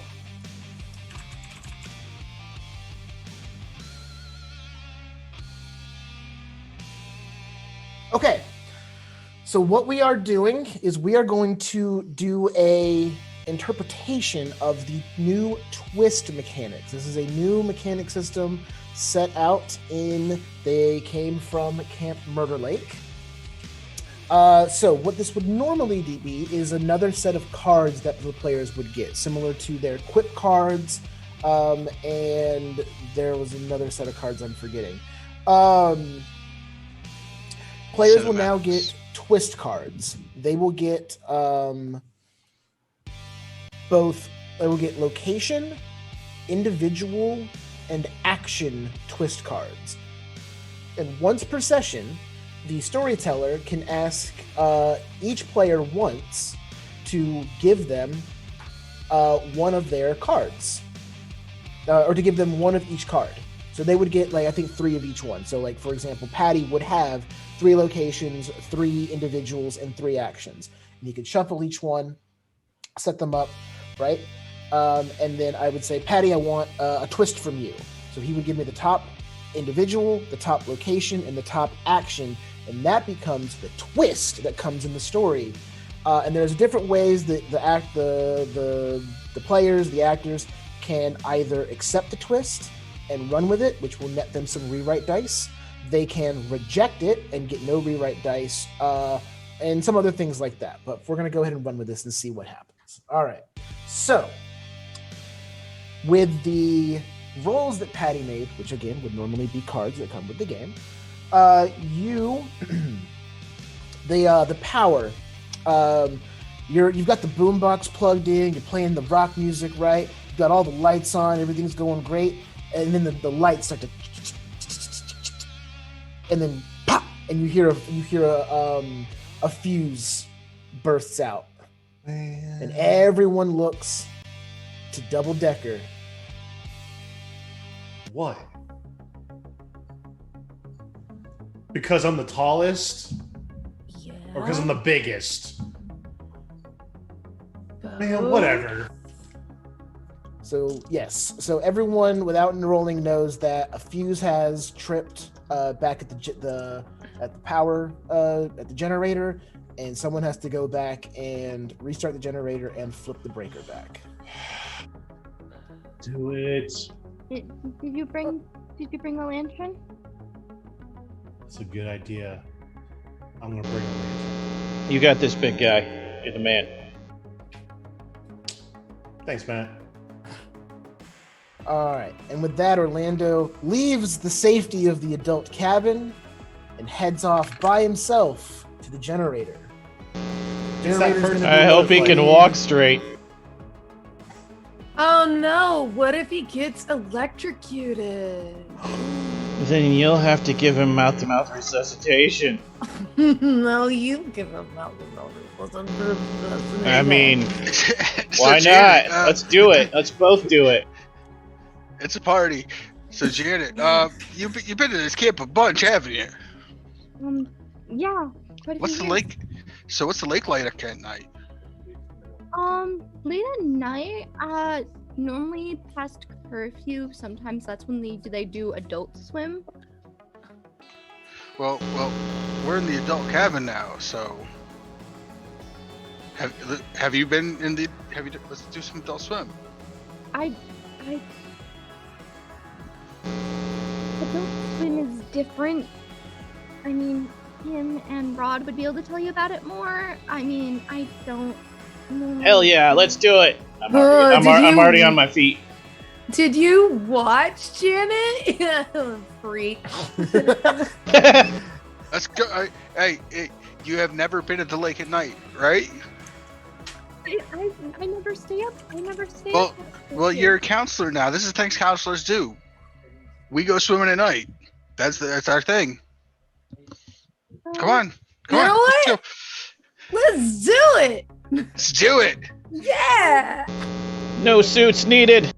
So the three of them run off, and the adult swim of the evening has commenced while Orlando makes his way up to the power generator. Janet, I assume you stay fully clothed, but are you heading with them? She's gonna stay to make sure no squirrels steal their clothing. She's gonna make sure none of the squirrels steal their clothing. Okay. I imagine I hear the faint chants of Adult Swim, Adult Swim. Just like, oh my god, where the hell is this stupid power station? So, yeah, you can hear that faint kind of chant. And we see the last of the three of them run off and dive sans swimsuits into the lake as Janet stands to watch over their clothing. Orlando, Mm-hmm. you come up to the power station. Okay. Yep. All right. So it's a pretty big size generator. It runs the main building. It runs the adult camp, and the radio room for the most part. And it's completely turned off, but it is still warm from having run. There's some cans of gas next to it, and then what you would do is, you would want to check like the gas levels. You would want to crank up the generator and get it turned back on. But then also you have to go inside this little kind of like shack closet thing, just barely big enough for one person, where they've kind of built a shelter around the actual fuse box that it would run into before sending the lines out. Sure. So you got to hit the generator and the fuse box. All right. Yep. Orlando actually has pretty good survival. No technology. So I imagine, he's gone camping before with his dad. It's probably the only way him and his dad bond besides football. Okay. And so he knows, about the generator. He doesn't know actually how to fix it. Because I have no technology. Okay. But so I'm just going to be like, remember him saying something about, gotta check, the dunk stick or something? So I'll look for the dunk stick. Dunk stick. Okay, perfect. And pick up a couple fuel cans and be like, oh, is there anything in here? See if there's anything like that. Okay, let's see. I would like you to roll me.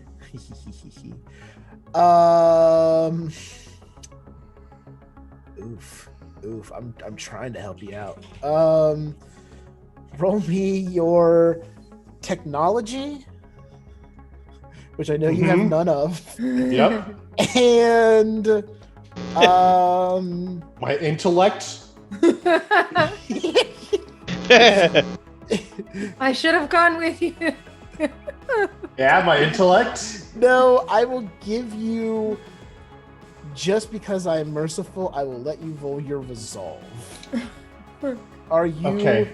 Cool. So we went from rolling one die to two. To two dice. It's better than a chance die. Two is all you need. Two is all Wait, you need. is this one of those systems where if you're not trained in something, you minus dice? No. You Okay. get your full dice pool. Okay. All right. We're gonna roll 2d10 in the Astro Roller. Hey, I got an 8. That's a success. That's a success. Hey! All right. So you come up to the generator and you're just kind of like, the dunk stick, right? And you just grab something and you start moving it up and down and just twisting things. And then you just it doesn't do anything. And just bang, come on, turn on. Clunk, clunk, clunk, clunk, clunk, clunk, clunk, clunk, clunk, clunk, clunk. Fuck yeah. And turns back right. on. I'll kind of do a, yeah, I'm the best. And be like, all right, cool. Let's get to that Adult Swim. We're going to play it cool. Go out there, talk to Matt. Then I'll turn around. Nothing just yet. Okay. You turn around and you remember, because then you look and you see darkness. There's no lights back on. Shit. I didn't fix it. All right, cool. I'll go into the I'll go to the small little shack that houses the fuse box that screams, "Don't go in here." Perfect. So you make your way up to this little shack that has the fuse box inside of it, and you're walking up to it, and you're walking up, and again, it's pitch black. All the lights are out. And as you go to reach for it, you see that the door is slightly open already. Man, Janet was not kidding about those squirrels. What do? I fling it wide open. You go to fling it I wide ain't open. scared no squirrels. So you go to fling it open. You go to like push it open, and then as you push it, you hear clang, and something hits back against it, and the door comes back into you as you tried to like step through, and the door bashes you in the face. And you hear like, you're not gonna get me! You're not gonna get me! You're not gonna get! And you just see like the door like opens, and then there's like just a massive flash in your eye. Give me. God, I can't get another concussion. I've already had like 5. Give me. Integrity and resolve. Okay, that's not horrible.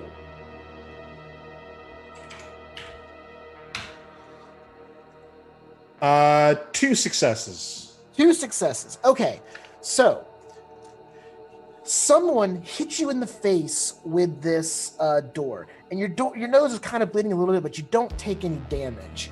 But what happens is someone runs up, and this massive flash goes off in your eyes. And you just hear like, "You're not gonna get me! You're not gonna get me!" And pop! And then this flash goes off, and you're like, "What? Huh?" And like you can still see, but only barely. You have this fog. You have this disorientation, and then you see someone with a camera starts to try to run away from you, and what looks like a massive sort of like figure grabs him from behind, and then just throws him back into the shack over you. And you're just like, what? And just like throws past him. He goes into the shack, hits the back, and you just see sparks shoot out from inside. And you just hear, and then you can just see flashes of him in the back as just steam and just sparks start flying off this person. You have no idea who they are. Until finally, the whole fuse box blows. Boom! And the generator shuts down. And then you're, again, with your eyes, you're just like, what? And you look over. I'm going to like do that thing where you blink really hard twice towards where that big figure was. And you look and you're just like, and there's nothing there. I will, is the door still open to this little shack? Yeah, it's like kind of like adjacent just a little bit. I'll lift up the lantern that Janet so smartly, or Penny so smartly reminded me to take. Mm-hmm. Dude! Just steam rising off of him. Just cooked. Because I know nothing about how electricity works, I'll poke him. Dude? He's like, you like steam and like sizzle comes off. Oh, does does it like, does he like poke in and like make an event? Yeah, you have like, it's that bad effect where it's like stuff comes off his face and like now you've got stuff on your fingers. Oh, I got dude all over me. All right. You notice in front, like you walk past, you look down and you can see his cameras on the floor. Pick it up. What kind of camera is this? This is the 80s, so like it's a camera that has like a slightly extended lens, and it's a film camera. Like a Polaroid picture? No, it's not a Polaroid camera. It's an actual like an old camera. So it has a film block in the back, so you can pop out the back. The film is actually stretched out, and you have to like roll it between each shot, stuff like that. Give me an intellect. Okay. Yep. Plus.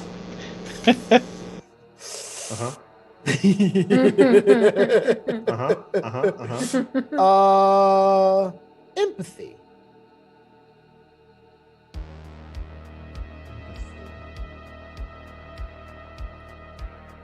Okay. 2 dice. All right. Dope. I built you for this scenario. What's up? 2 successes. All right. You only needed 1, so bank the next one. You have 1 enhancement currently. Orlando with the hot dice tonight.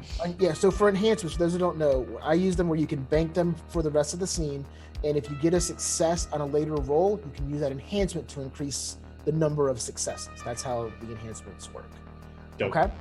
You realize, like, bro, I bet he, like, took pictures of whatever happened that he was so scared of. Bet. But I have no idea how a fucking camera works. This is some like nerd shit. I bet Penny knows. So with that, we cut back to the Adult Swim. Janet, you are sitting on the docks.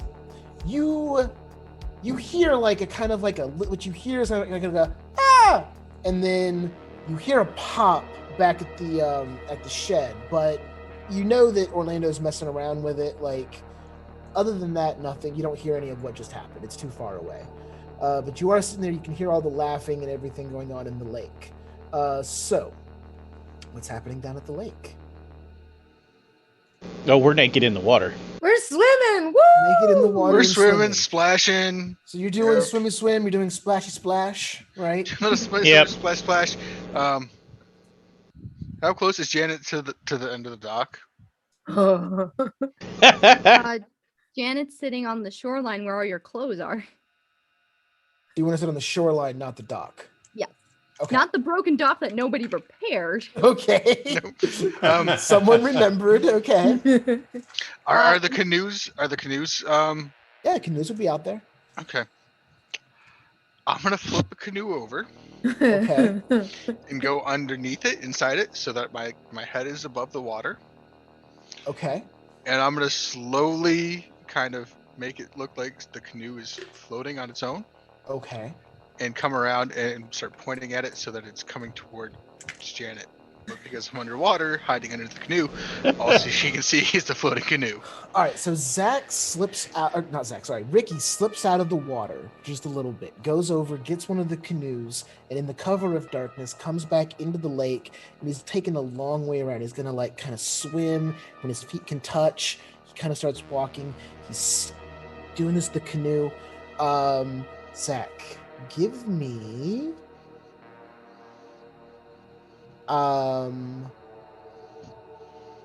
let's see.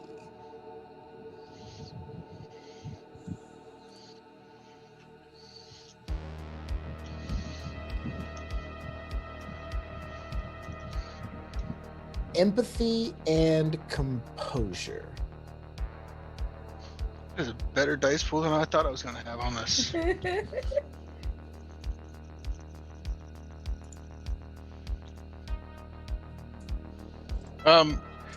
Do 10s explode here? It's going to go for 2 successes. Okay, so then that's 3 successes. 3 successes. Okay.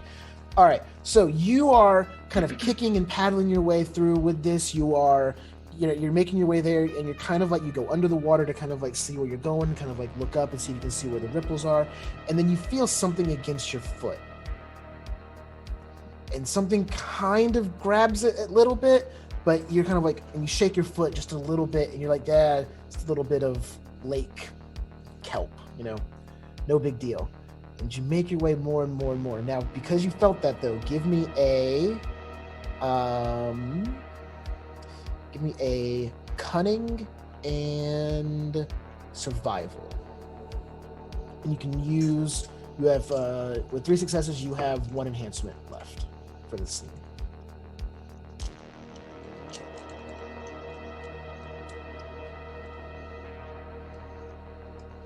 Do I have a target of what I'm rolling my cunning survival on, or? So you're looking for 8s, 9s, and 10s. Oh, so I have a 9. Okay, so you have 1 success. You want to use the enhancement you had saved? Can I tell if this is a situation where I should use this enhancement? We're in the second half of the murder story. I'm not running from the murderer yet, as far as I know. Blow it all. Sure, I'll use the enhancement. Okay. All right. So you at the last second you kind of kick free, you kick your hand free, or you kick your foot free, no big deal. And then you kind of like look down, and it's so dark, it's night, you're under this canoe, but there is a clear outline of a humanoid shape beneath you that's reaching out from the kelp towards your foot, trying to pull you under. And then it's kind of like reaching out, and then it lashes out at you and tries to grab your foot. I'm gonna kick it with my other foot. Kick it with your other foot. Okay. Go ahead and give me. Let's see. Let's do an initiative. Let's see who gets the first action here. Since he didn't get to drop on you, so he's not going to get to go first automatically. Initiative is the least of. I always forget this. Does anyone remember the initiative? It's the least of in. Dex and cunning. Dex and cunning, but also empathy and. Integrity? Athletics plus cunning or empathy plus dexterity. Okay. From the They Came from the Grave Kickstarter. So, let me see. Dex and empathy or cunning and athletics plus cunning or dex plus empathy. Yeah, that's gonna be dex plus empathy for me. Okay.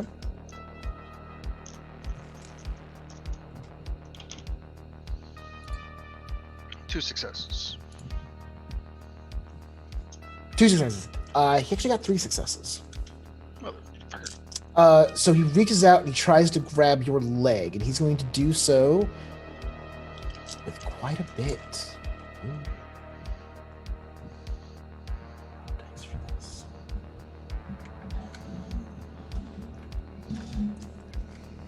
So that I can get a clarification on what I will be doing next.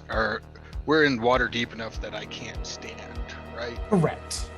Okay. Right. You were trying to float around, so there's just barely enough room for him to get underneath you. So you cannot get your feet quite on the floor just yet.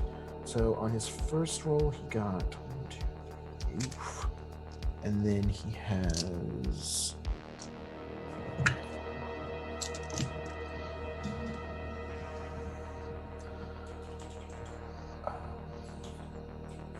Okay. All right. So with a might close combat roll from somebody up in the lake, reaches out and grabs your foot with 6 successes. You can attempt a defensive roll using any stat block you can convince me would work for you. I would like to counter offensively, and I'm not going to. He's going to grab my leg, and I'm assuming pull me towards him. So it would be a presumable thing to do. Yes. Okay. So what I would like to do is use that momentum and do kind of a stomp when he pulls me in. Stomp him in the head. So that's what my reaction to him grabbing me will be. Okay, perfect. All right, so you will take okay, so that's no problem. So go ahead and make your attack back at him. So you'll kind of take whatever he's going to be doing to you. It's a good thing Archer wasn't out yet this time, so that people couldn't say phrasing. So Archer's out at every time. So that is going to be 3 successes for the kick in the face. 3 successes to the kick to the face. Okay.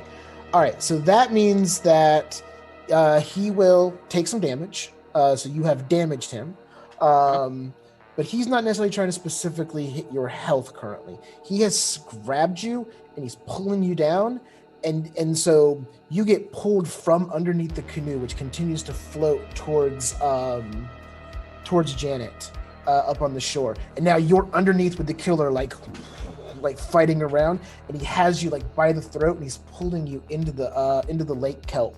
You can see what he's trying to do. He grabs some of it and he starts wrapping it around your neck. How would you like to handle that?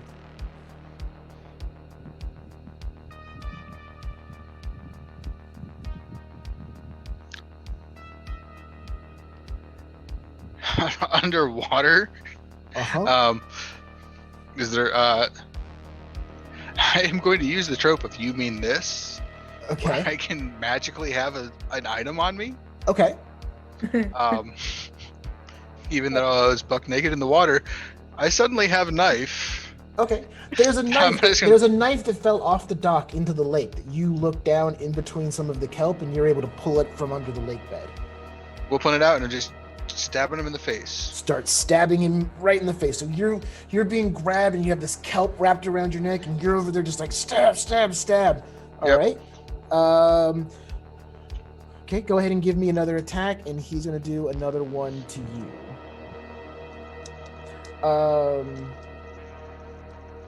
Apologies. So he had 6 successes last time. That would be a total of 5 damage to you overall. I'm sorry.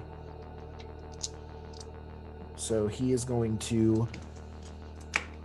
That means He you have took some your extra kit. dice. I'm sorry. It does. So go ahead and mark off your 5 points of damage, which is going to give you more dice. That's why I wanted to make sure. Yeah. 5 points of damage.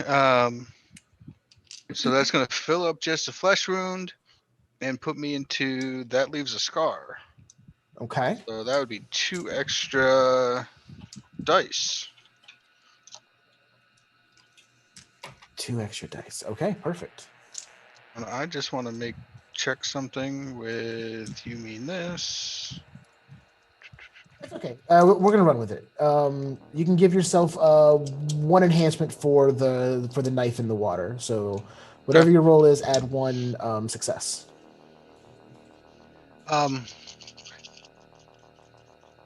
I would like to use that instead for stunt if I succeed, if possible.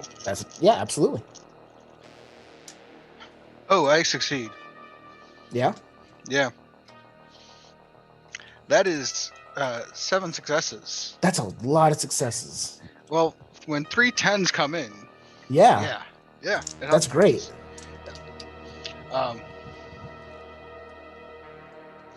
So essentially, I want to disarm or not disarm, break grapple stunt, so that when I stab him, he lets go of me, and I can swim free. And if I have all those extra successes, I would like to apply a stunt, blind him temporarily at least.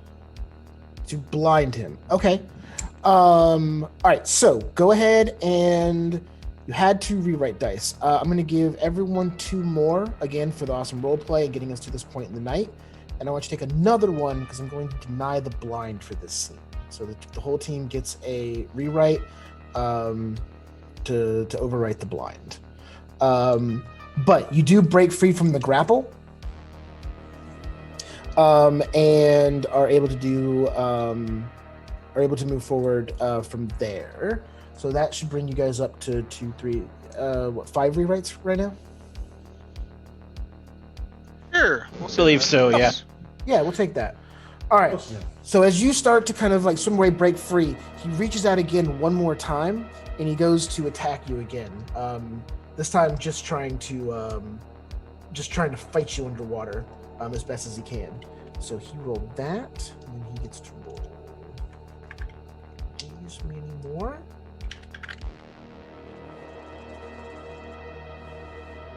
Oof. Ooh, I'm so sorry. Okay. 2, 4, 5, 6, 7, 8. He gets 9 successes, which he will pump all into damage on you, which means 1 to hit and 8 more to damage, which I believe takes you to death scene. Is that correct? Oh, that takes everybody, just about everybody to death scene. Okay, so this is your death scene. You are in a fight underwater with the killer. You get 1 more action at all of your bonuses. So how do you want to? You can take full control of your death scene this late into the night. Go ahead.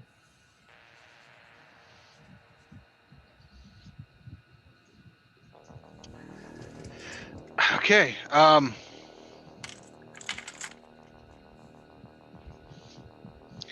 I will, with my last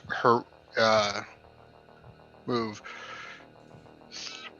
like grab him and launch him out of the water. Okay. And follow up and go in so that like he goes up in the air and he's moving towards the shore or like lands on the dock. Okay. And I'm gonna jump out to try to, as he lands on the dock, to stab him. And because we did not fix that damn dock, I will land on a plank that pops up and impales me. Awesome. Awesome. Okay, so here's how this plays out. There's this whole scene happening under the water, and everyone's kind of like splashing, still having fun. Matt and Penny do a little bit splashy splash, and they're kind of like giggling about, hey, Ricky's gonna totally get Janet in just a minute. Look at the canoe, and Janet, you're like, why is this canoe floating towards me? Okay. And then you're waiting for it, and it just kind of floats, and it floats, and it floats, and then it hits the shore. And all three of you are kind of like, okay, where's the joke on this? What's going on? All right, Ricky, come on. It's weird now how long you're doing this. And then you start to see bubbles coming up from the water. So the appropriate, like, oh, he's drowning, he's caught, he's doing something. And you're kind of like trying to swim over to where he's at. And then just like what Zach said, him and this figure comes bursting out of the water, and you can just see Ricky is just like stabbing and stabbing and stabbing away at this person who has him like by the neck and is just like strangling him and like trying to, and they fight and they burst, and then they land and they come in, they go through into the bank up against the dock. Then finally Ricky picks this guy up and like slams him down, but when he slams him, the loose plank comes shooting out and right through his neck.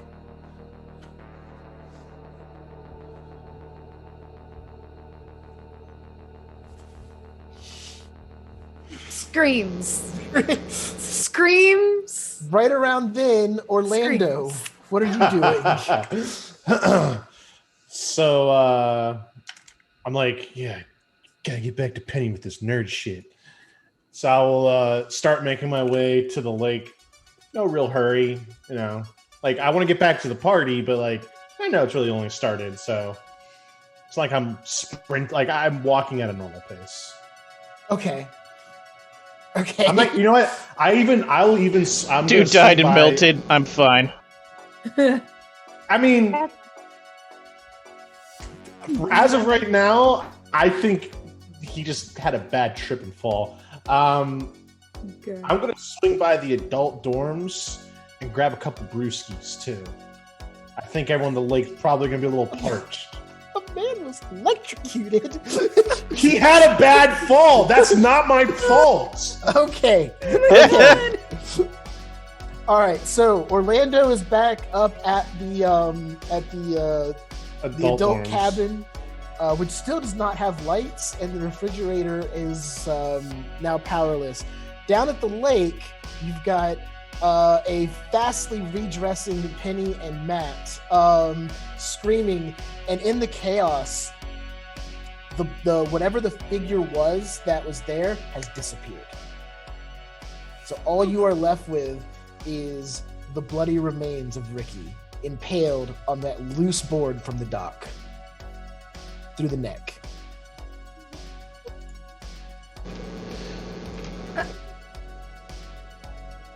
Just Penny's just sitting there, pretty much just, oh my god, oh my god, oh my god, oh my god. Can you do first aid? Can you fix him? Oh my god, Janet! I think you're muted. Michelle, I think you're muted. Sorry. Michelle.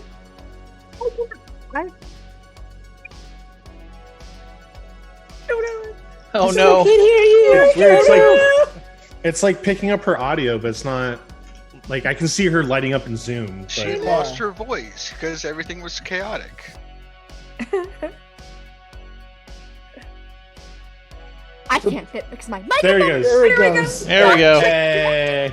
I can't fix anything. I can't fix this. Oh my god! Oh my god! He's just like bleeding everywhere. Oh my god! Okay. I just no. Okay. We need to go get help. Where did the other guy go? What other guy? There was a guy. I didn't see a guy. Huck, you saw a guy, right? Fuck yeah, I did. And Huck does this. Huck does the smart thing. Dives under the water looking for the bad guy. Okay. You dive. You can see. You see Huck. We're calling him now. Goes and starts swimming down into the lake, moving around, and you can see, like, you know, there was a struggle down here, but it doesn't appear as though this person is back underneath the water. You do the best search that you can, but you have to keep coming up here like, I don't see anybody. I'm going for the tool shed. There's got to be a machete in there for cutting grass. Okay. All right, I would like. I would forget like to that show I up need at my this clothes. moment. I don't care. I Hold forget on. I need my clothes. Hold on. We're gonna get to you in a second, Orlando. Damn it. All right. So, Matt / Huck says he's going for the tool shed. Okay. I won the death pool. I was right. Sorry. Okay. So Matt makes his way to the tool shed. Penny and Janet, where are you headed? Like, generally. We gotta call for help. You were assigned to fix the radio tower, The right? radio, it's almost fixed. I can try. We can try and get something done. Okay. Let's go. Are your pants on? I mean, it's close enough. It's like fastening. It's like, oh my god, I'm gonna chafe so bad. Lantern. First aid kit. Okay. Can you walk in a straight line? Yeah. I'm so sober. I'm so sober right now. Just get to the thing. And they're just take off to the radio tower. they're running All right. like frantic girl run. Like, I've got the map. So I know Orlando, where the radio tower is. Orlando, you're coming back around the time that the three of them are deciding where they're going to be heading. So just timeline wise, they're still all at the lake. So you can see them kind of like animated, just kind of like, you know, and it looks like the party's just like maybe they're dancing or something's going on. But you're like kind of up at the top of the hill and it kind of slopes down to the lake. And you're kind of coming with like 2 cases of beer, just like, yeah, lake party. Well, I see them like dance. I'm gonna go with dancing. I see them dancing like, oh yeah, it's on now. All Which right. is one of my quips. Oh, is it? Hey, do we want to give him the vote? Obviously, this late, everyone gets votes for their quips. Everyone gets votes for their quips. Perfect. All right, so you will get 1 enhancement to your next roll here, which is about to come up. You are about. I know. Okay. All right. So the killer has now onto his second target, which is bad for you.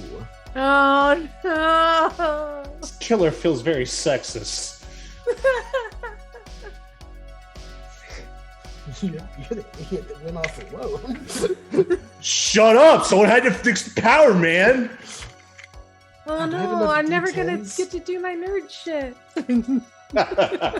All right.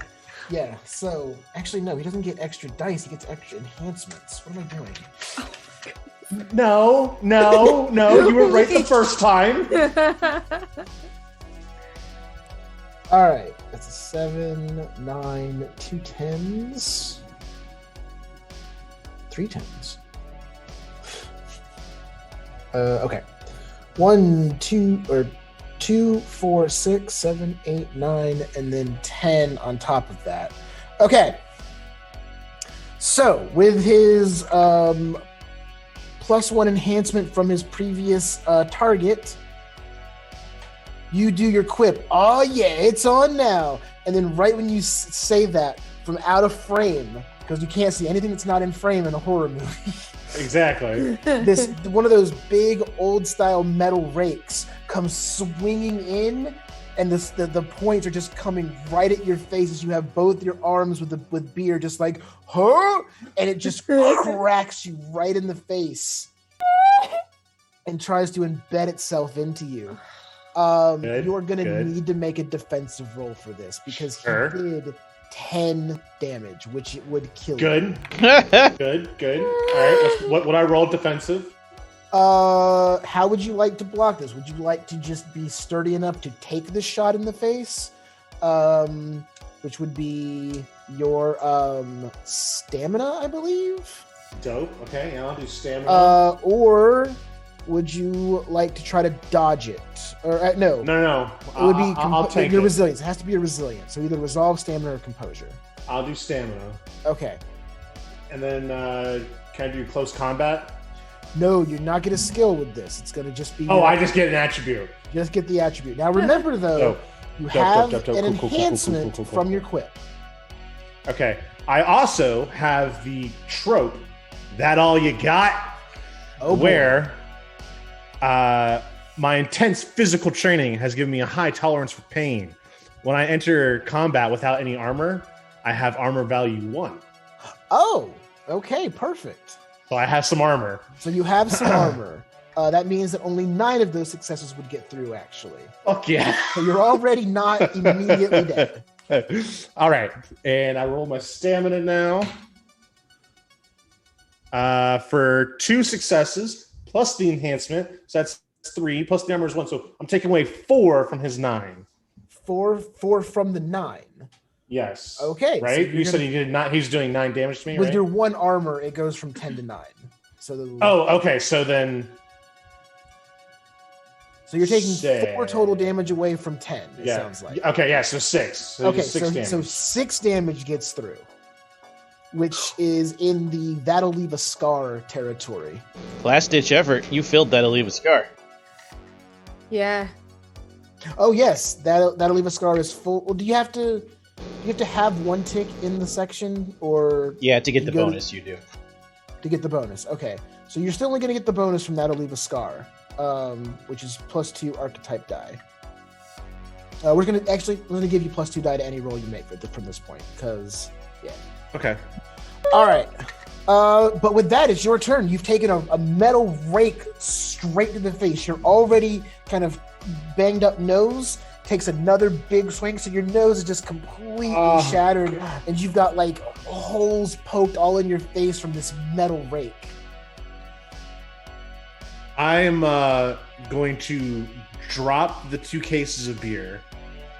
It's just that slow-mo shot, or not slow-mo, but it's just that shot of the beer crashing to the ground. You can just see I would like to bursting. grab. Are they cans or bottles? I was thinking cans because we were doing crack all night. Can we do a minor rewrite with of their rewrite, bottles?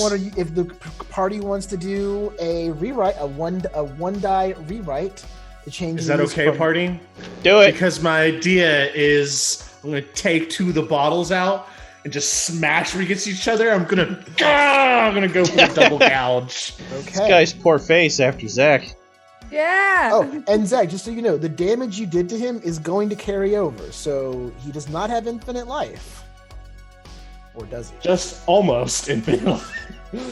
It's so much he may as well. Not until the sequel. So can I do close combat and might and close combat to stab him. Yeah, okay. And you can have right. You can have one enhancement for using the bottle as a weapon. Dope. All right, that's 3 successes plus the enhancement. So plus the enhancement 4. becomes 4. All right.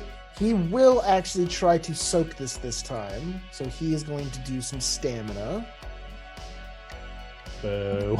He took Zach's damage like a champ, but he's tired of getting stabbed. All right. Maybe he shouldn't kill people. Maybe that's bad for you. No, he likes stabbing. He doesn't like getting stabbed. Double standards. What a jerk. Wow, he only has one success on that. All right, so he knocks out one of those. So he takes another 3 damage on top of Zach's 5. So you have dealt 8 damage to this guy so far, which is quite a bit. And then I'm going to run. You're going to run. Okay. I'm going to run.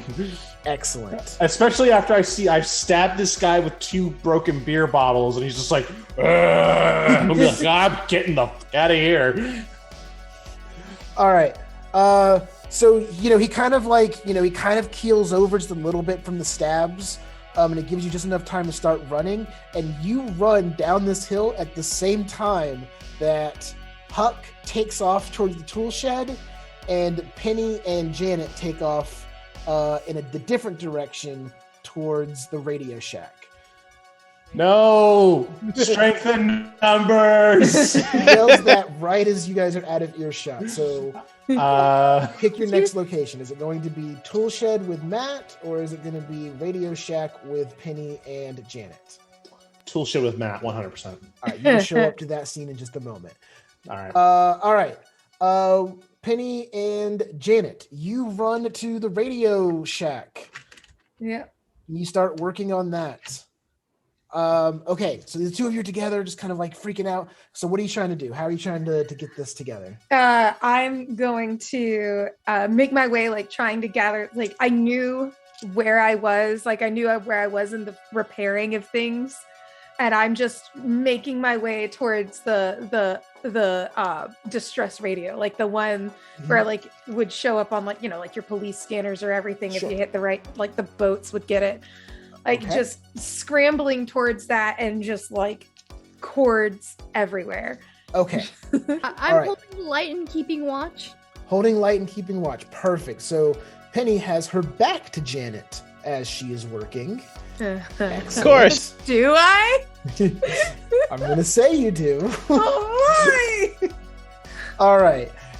So Penny, I need you to make another technology and intellect roll, but this time, under the high stress of this situation, you still have some doors to get through, but you're going to have you're going to be at 1 difficulty. This is a high stress situation, so you're going to need 2 successes to get 1 more success towards your doors. Okay. All right. I believe in you. I believe in me too. Okay, so it doesn't that give was +1 in this game. Huh? Does not. Wait, like so. Oh, okay. So 3. So technology and what was the other one you said? Technology and intellect.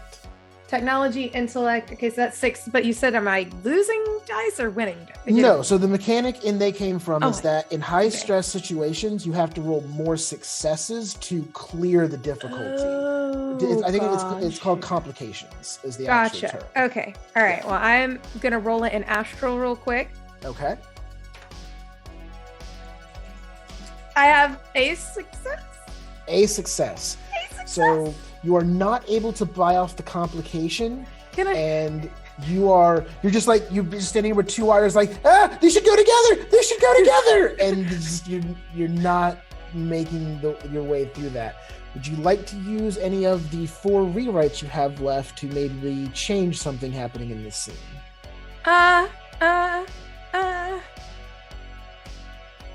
Should I? Ask your party. Ask your fellow actors. What do you think?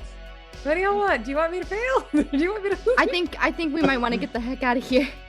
Zach, get out. You are still able to fully participate. You are an actor, so you're still on set. You're still able to help and talk things through. Should we use a rewrite on this? Should we? Rewrite would you like to use? Can you guys? This is my first time playing with this system, so I really want to walk through honestly, something. we're not going to get too crunchy into the details. Yeah. Tell but me just what you would TLD. want to happen in this scene, and that we can kind of make it work. I'll either say, that's 1 rewrite, 2 rewrites.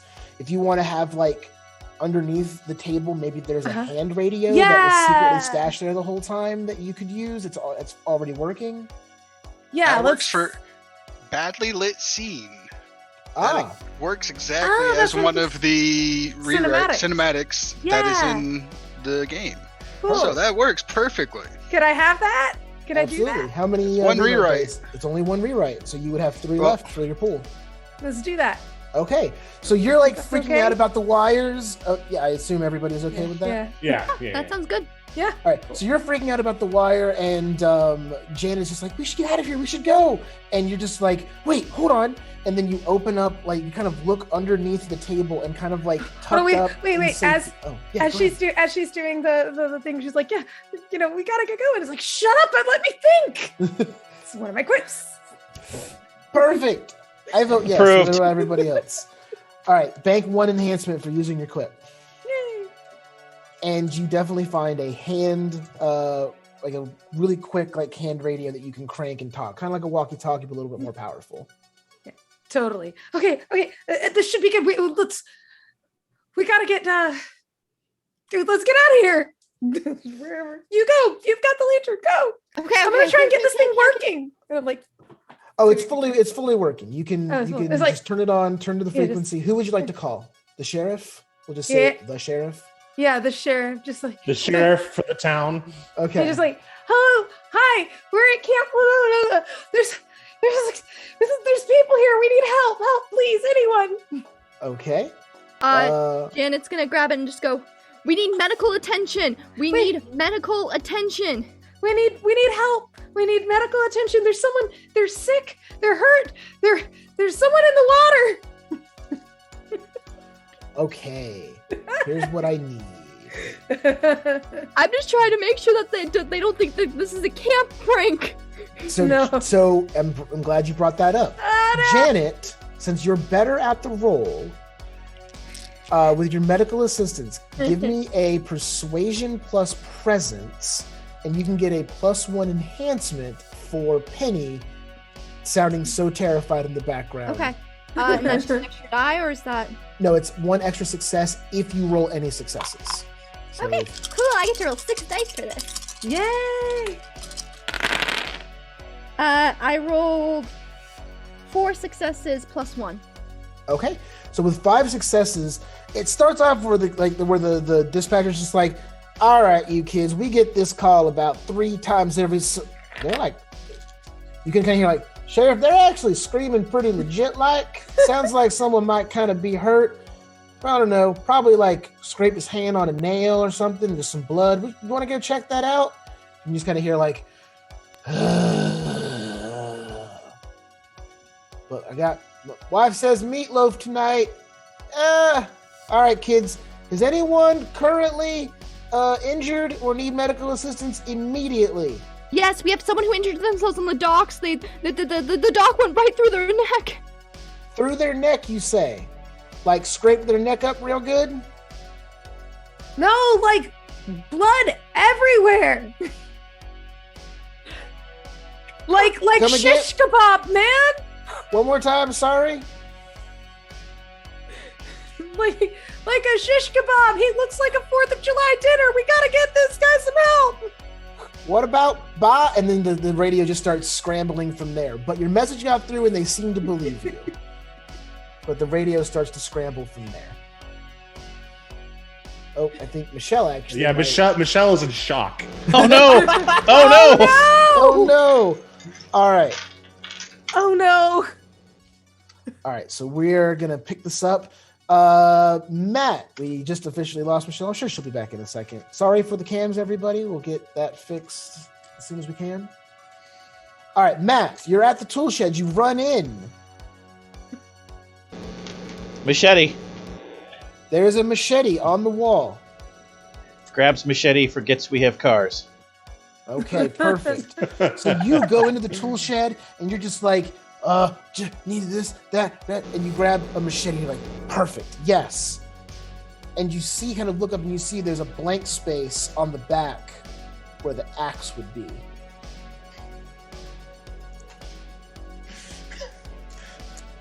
That's fine. This is like a perfect outline This of is it. on fine. the It's wall. a perfect outline of the axe. This is all fine. I take the machete and leave. Oh no. As you start to look Oh no, at you don't. as you start to look and you notice that outline of the axe, It ain't never that simple. You hear a whoosh sound. You'll be able to either use your dex or stamina against this. But he hits you in the back with the axe for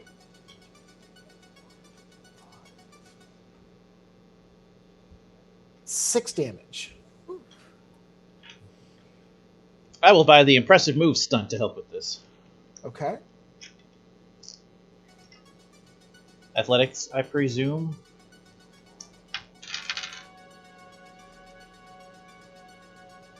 Yes, I'll go with yes. Wait, I'm sorry? Yeah. Oh, I athletics.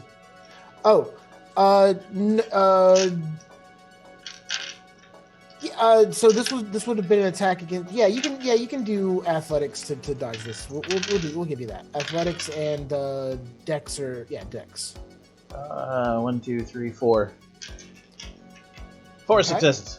4 successes. So you knock that down to only 2 damage. To be able to jump out of the way of that. You have your machete. What are you gonna do?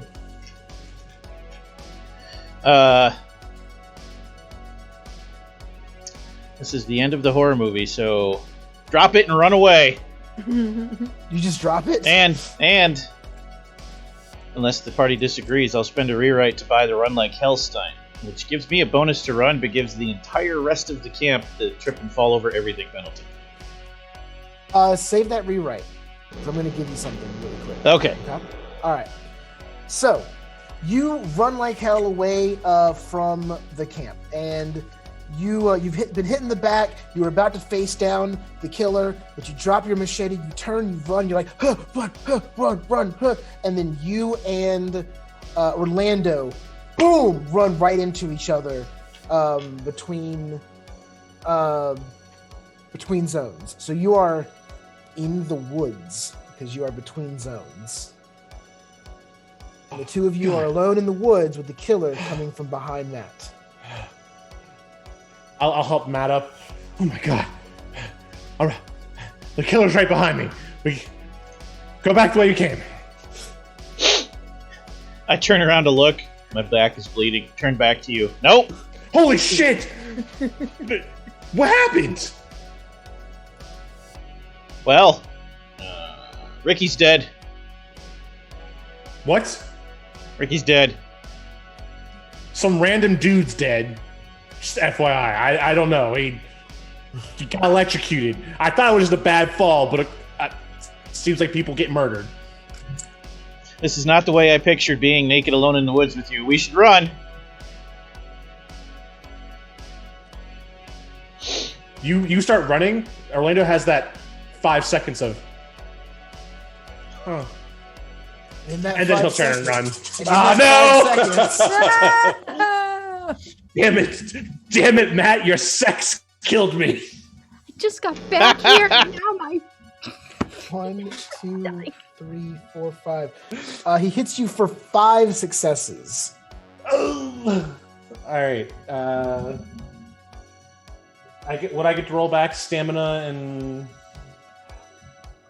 I messed up with Tyler. I apologize. We're gonna keep defensive rolls when the killer hits you to just the attribute. Okay, so I get this isn't perfectly representative of the system, but we are running low on time. We're gonna try to pump through this as quick as possible. So let's get to a satisfying ending. I get 2 more dice from having that'll leave a scar, and I'm wearing armor. Okay. Technically, I'm wearing armor. Okay. 4 successes. Okay. Perfect. So he actually, so you kind of stand for a little bit, and then you kind of turn to go catch up with Matt, and you turn right into him, and he's holding the machete Matt had, and he goes to swipe at you, but you're actually able to completely avoid it and run after Matt. Matt, get your sweet ass back here. All right. So moving this along, very quickly, we run a little bit more.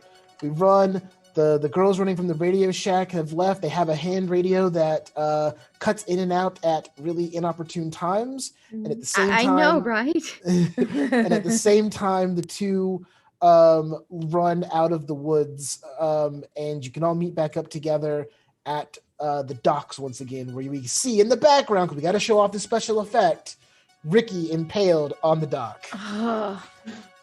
Holy shit. Wait. Guys. Have we just thought that this maybe is like, this is what happens. Ricky was a criminal, right? This is just the gang. Maybe we just like, if we just explain that we're not with Ricky, it's fine. The gang will leave us alone.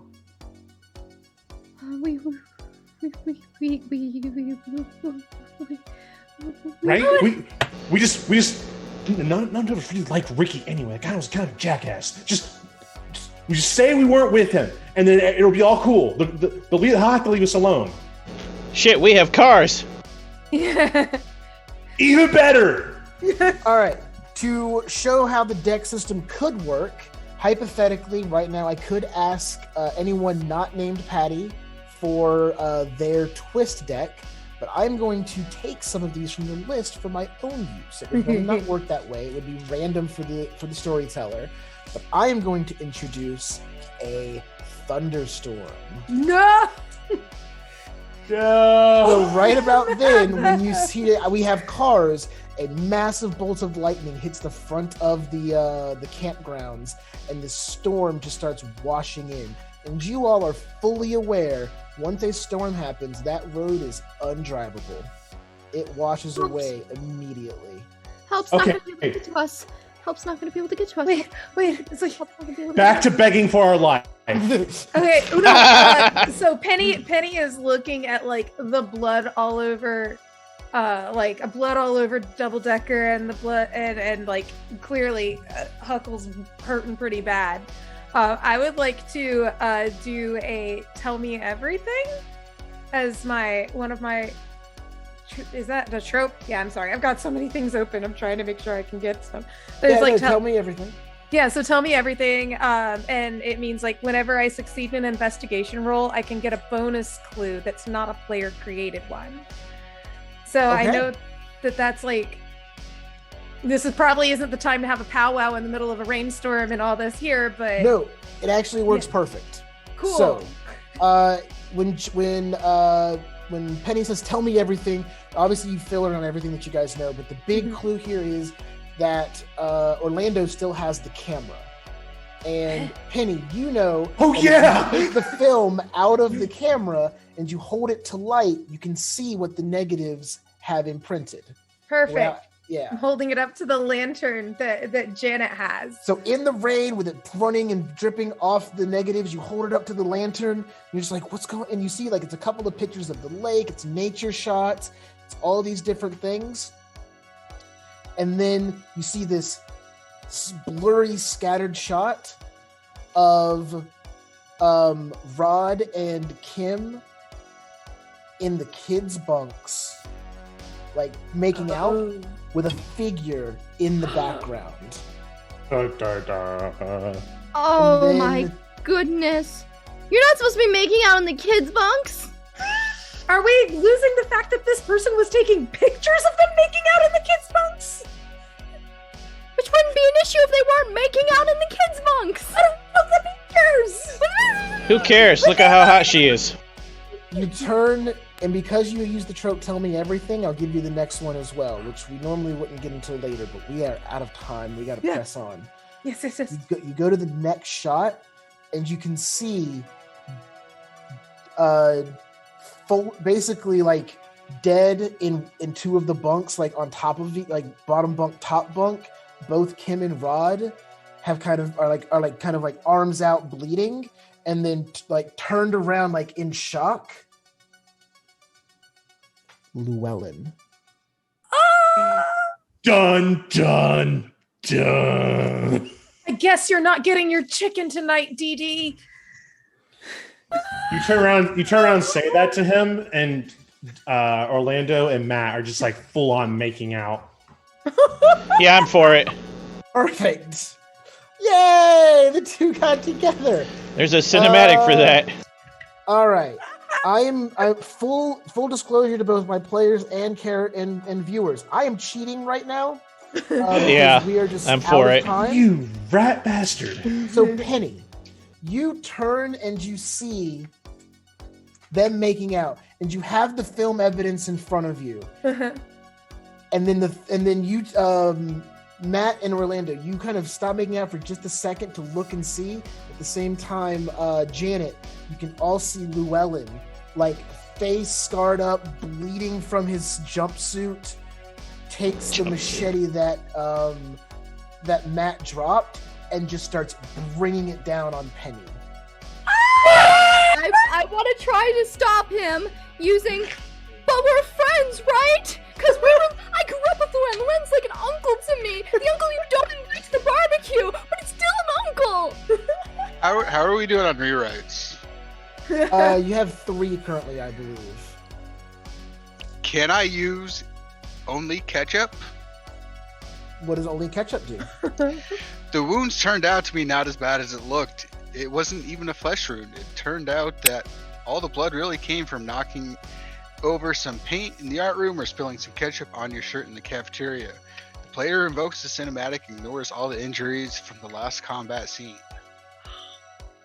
Okay. Yes. From I that, will allow it to happen.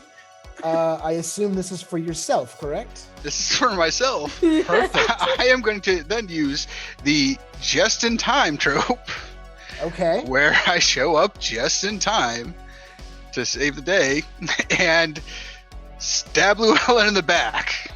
Awesome. Oh my god. All right. So, Penny, you have the film out, and you're just like, it was Llewellyn, Orlando, and Matt, and then you all There's, look, like, and then the 3 of them guys? are like, Llewellyn, and he's just like, and then Janet is making her plea of like, but we're friends. I don't understand why you're doing this. And he just kind of like stops and kind of cocks his head just a little bit. He kind of thinks about it. And he's just like, for the kids. And then as he goes to hack down on Penny, totally not dead Ricky comes running up naked, I'm going to go with for this rewrite. Absolutely. Jumps on Llewellyn's back and just starts stabbing away at him. And he just kind of like spins away, and his swing misses Penny by just, it like cuts into your Like back. it But takes off a pigtail. yeah, Oh like my there's a little bit of blood coming from your arm, but it's totally just like superficial. There's no wound, but in your, and he rides Llewellyn to the ground and just starts stabbing anyone who wants to join in and start kicking or like hitting Llewellyn. Say that to my face, punk. You're not so tough. I'll grab Matt, start kissing him again, and just be like, touchdown. And with that, the thunderstorm rages even more. The rain comes down, a pool of blood comes out of Llewellyn's back. He is dead on the ground, unsure of why he has committed his murderous rage other than his one line, for the children. And No, you said for the kids. Oh, for the which kids. is extra hilarious. For the kids, that's right, sorry. For the kids. At which point, you're all kind of just standing around the circle, kind of just looking at him. And in the way that he is like kind of landed, he's just kind of like, sprawled out on the ground, looking up, and you kind of like, you roll him over and you check, and you check his pulse. He is dead. He's gone. But he's gripping that machete still in his hand. So obviously we turn and walk away so he can jump up and kill us. Perfect. Agreed. Yeah. I will light up a joint before doing that. Well, You Yeah. want to head off this? Yeah. And then Penny just reaches her hand out to Ricky's. Like, well, no. Janet's actually gonna stay behind and use one of her tropes, which is this is going to hurt. Oh. Takes out Penny's no! and stabs Llewellyn and brings him back and just says, for the kids. Oh! No! And Llewellyn shoots up, sits up like the Undertaker in the later half of a match, has the machete in the hand, looks at Janet, and then the rest of you are walking off, smoking your joint. you don't see this in time, but the last shot is Janet and Llewellyn behind you as you walk back up towards the adult cabin, ready to celebrate. And the lightning cracks, and the blood font of Camp Murder Lake comes up over the frame.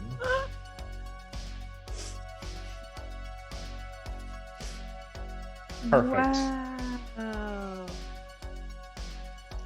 And that's going to end our live play one shot of They Came from Camp Murder Lake, the supplement that will soon be released from Onyx Path, Where They Came from Beyond the Grave. This has not currently been kickstarted or out officially. This is everyone's first look at this.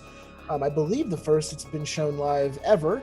I hope you all enjoyed it. I hope you liked going into the 80s tropes. I know we worked at a breakneck pace. It was a little uneven, but that's kind of how you play these sessions. That you start off with heavy role play, get into your characters, and then just start trying to murder them as much as possible. But as you can see, the game gives you tropes and trademarks and skills to turn this into any type of game you want it to be. It can be suspenseful, it can be dangerous, it can be weird, it can be wacky, it can be any tone that you want it to be. And I hope you, both viewers and players, enjoyed our adventure this evening. You could literally just remake Breakfast Club with the archetypes. You honestly could. If you wanted to just play the Breakfast Club with no killer, you technically could. This is wonderful. It's so good. It's so good.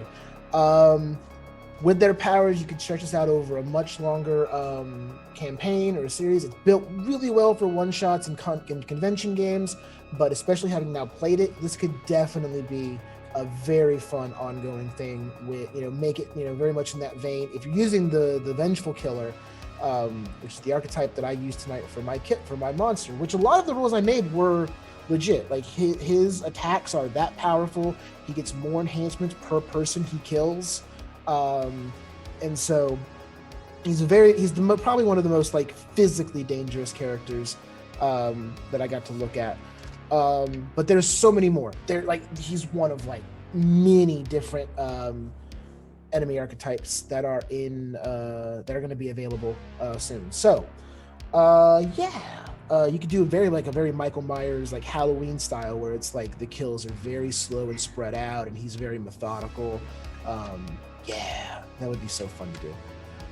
All right, but with that, we are done with our adventure. All of our counselors technically survived, and I did not see that twist. That was not prearranged, by the way. That was entirely Michelle's quick thinking. That's awesome. I had to do a sequel hook. Absolutely. Yeah, that was amazing. Camp Murder Lake 2 coming up. All right, so everybody, counselors, thank you all so much for coming to camp this summer. Why don't you go ahead and remind the campers who you are, who you played tonight, and where they can find you. Tyler. I am Eldritch Echoes Online. I was playing the Joker. Tomorrow you can catch me running Mage 20th Anniversary Technocracy Reloaded, then Mage 20th Anniversary Victorian Era on Sunday, running Mage Rich Bastard's Guide to Magic, and playing in They Came From Classified. And Mir. Hello, my name is Mare. You can find me at Oh Hello Mare over on Twitch and on Twitter. I usually play things that are a lot more chill than this, so this is a fun break with it. You can find me tomorrow for the convention with same thing we've got with Eldritch Echoes. I'm going to be doing Technocracy Reloaded, and then I'm going to be doing Victorian Era, and then you can catch me with Vorpal Tales on Tuesdays doing Mage the Awakening and our Contagion Chronicle, which we continued today.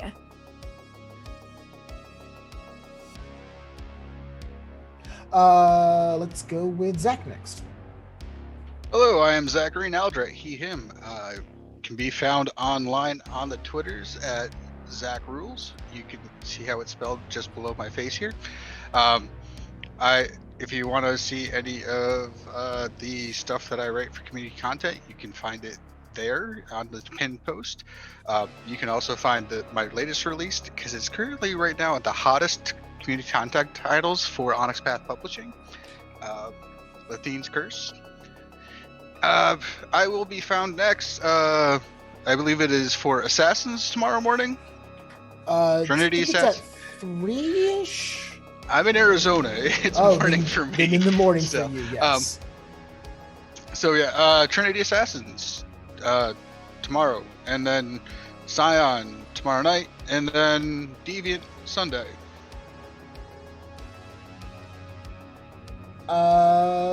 Michelle.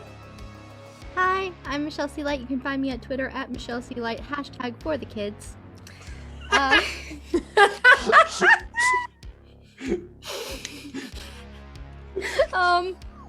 doing stuff this weekend too. Tomorrow, here on Vorpal Tales at 5:00 p.m. Eastern Standard Time, sometime in the afternoon for everyone else. I will be taking part in the first public game of Trinity Anima, which I'm really excited for. I can't say a lot, but I love it. And then right after that, I'm going to be painting on red scales right before Scion. So that's me that I'm doing tomorrow. Find out what I'm doing any other day at Michelle C. Light, #for the kids. And Patty. Hello, I am Patrick. You can find me all over the internet, Twitter, Instagram, Twitch, at @PattyShakes_. And I played the Jock tonight. You will be able to see me next for Onyx Path Virtual Con all day tomorrow. I'll be running Scarred Lands in some way, shape, or form. So starting off with Dead Man's Rest, we'll be running a session in the world that is created by that supplement. And then I will be doing a game that takes place in Fenrilic. We'll be using the Frostlands of Fenrilic. So if you love Scarred Lands as much as I do, it'll be on the Plastic Age Plays Twitch channel, and you should come check it out. And then Sunday I will be playing in the Deviant the Renegades game as well. Thank you all so much. I have been Steve. You can find me on the internet at Voodoo Arcade. And tonight I was your head counselor. Thank you all so much. We hope that you enjoyed our short tale, and if you did love this game, make sure you check it out. It is not available to get a copy yet, but it is in the line of They Came. So they came from Beneath the Sea, they came from Beyond the Grave. They came from Beneath the Sea, available on Drive-Thru RPG. They came from Beyond the Grave, available on BackerKit, I believe, currently. So check it out. It's one of my favorite systems. It's so fun. And get your games going. Be sure to stay tuned to Vorpal Tales Twitch and YouTube to see more of games that we play, similar to this, and many of the other Onyx games. Come check us out at twitch.tv/VorpalTales, youtube.com/c/VorpalTales, and VorpalTales.com, our own website. You can enjoy all sorts of Onyx Path deliciousness with us, which includes Vampire the Masquerade, Werewolf the Apocalypse, Mage the Awakening, Mage the Ascension, and They Came from Beyond the Grave, which is starting on Monday. I will be running, so it will not be Murder Lake, it will be from Beyond the Grave. But if you liked this, you're going to love that, and that will be an ongoing show for about 6 weeks. We have even more coming up in the fall. Be sure you give the Onyx Path Twitch a follow. Also drop a follow on Vorpal Tales, which is where we're at right now. Your support keeps awesome things like this going, and we appreciate your time so much. Thank you. Make sure you check out all the other awesome panels and shows here for the con. Hope you're having a great con. But with that, we are out for the night, and happy camping.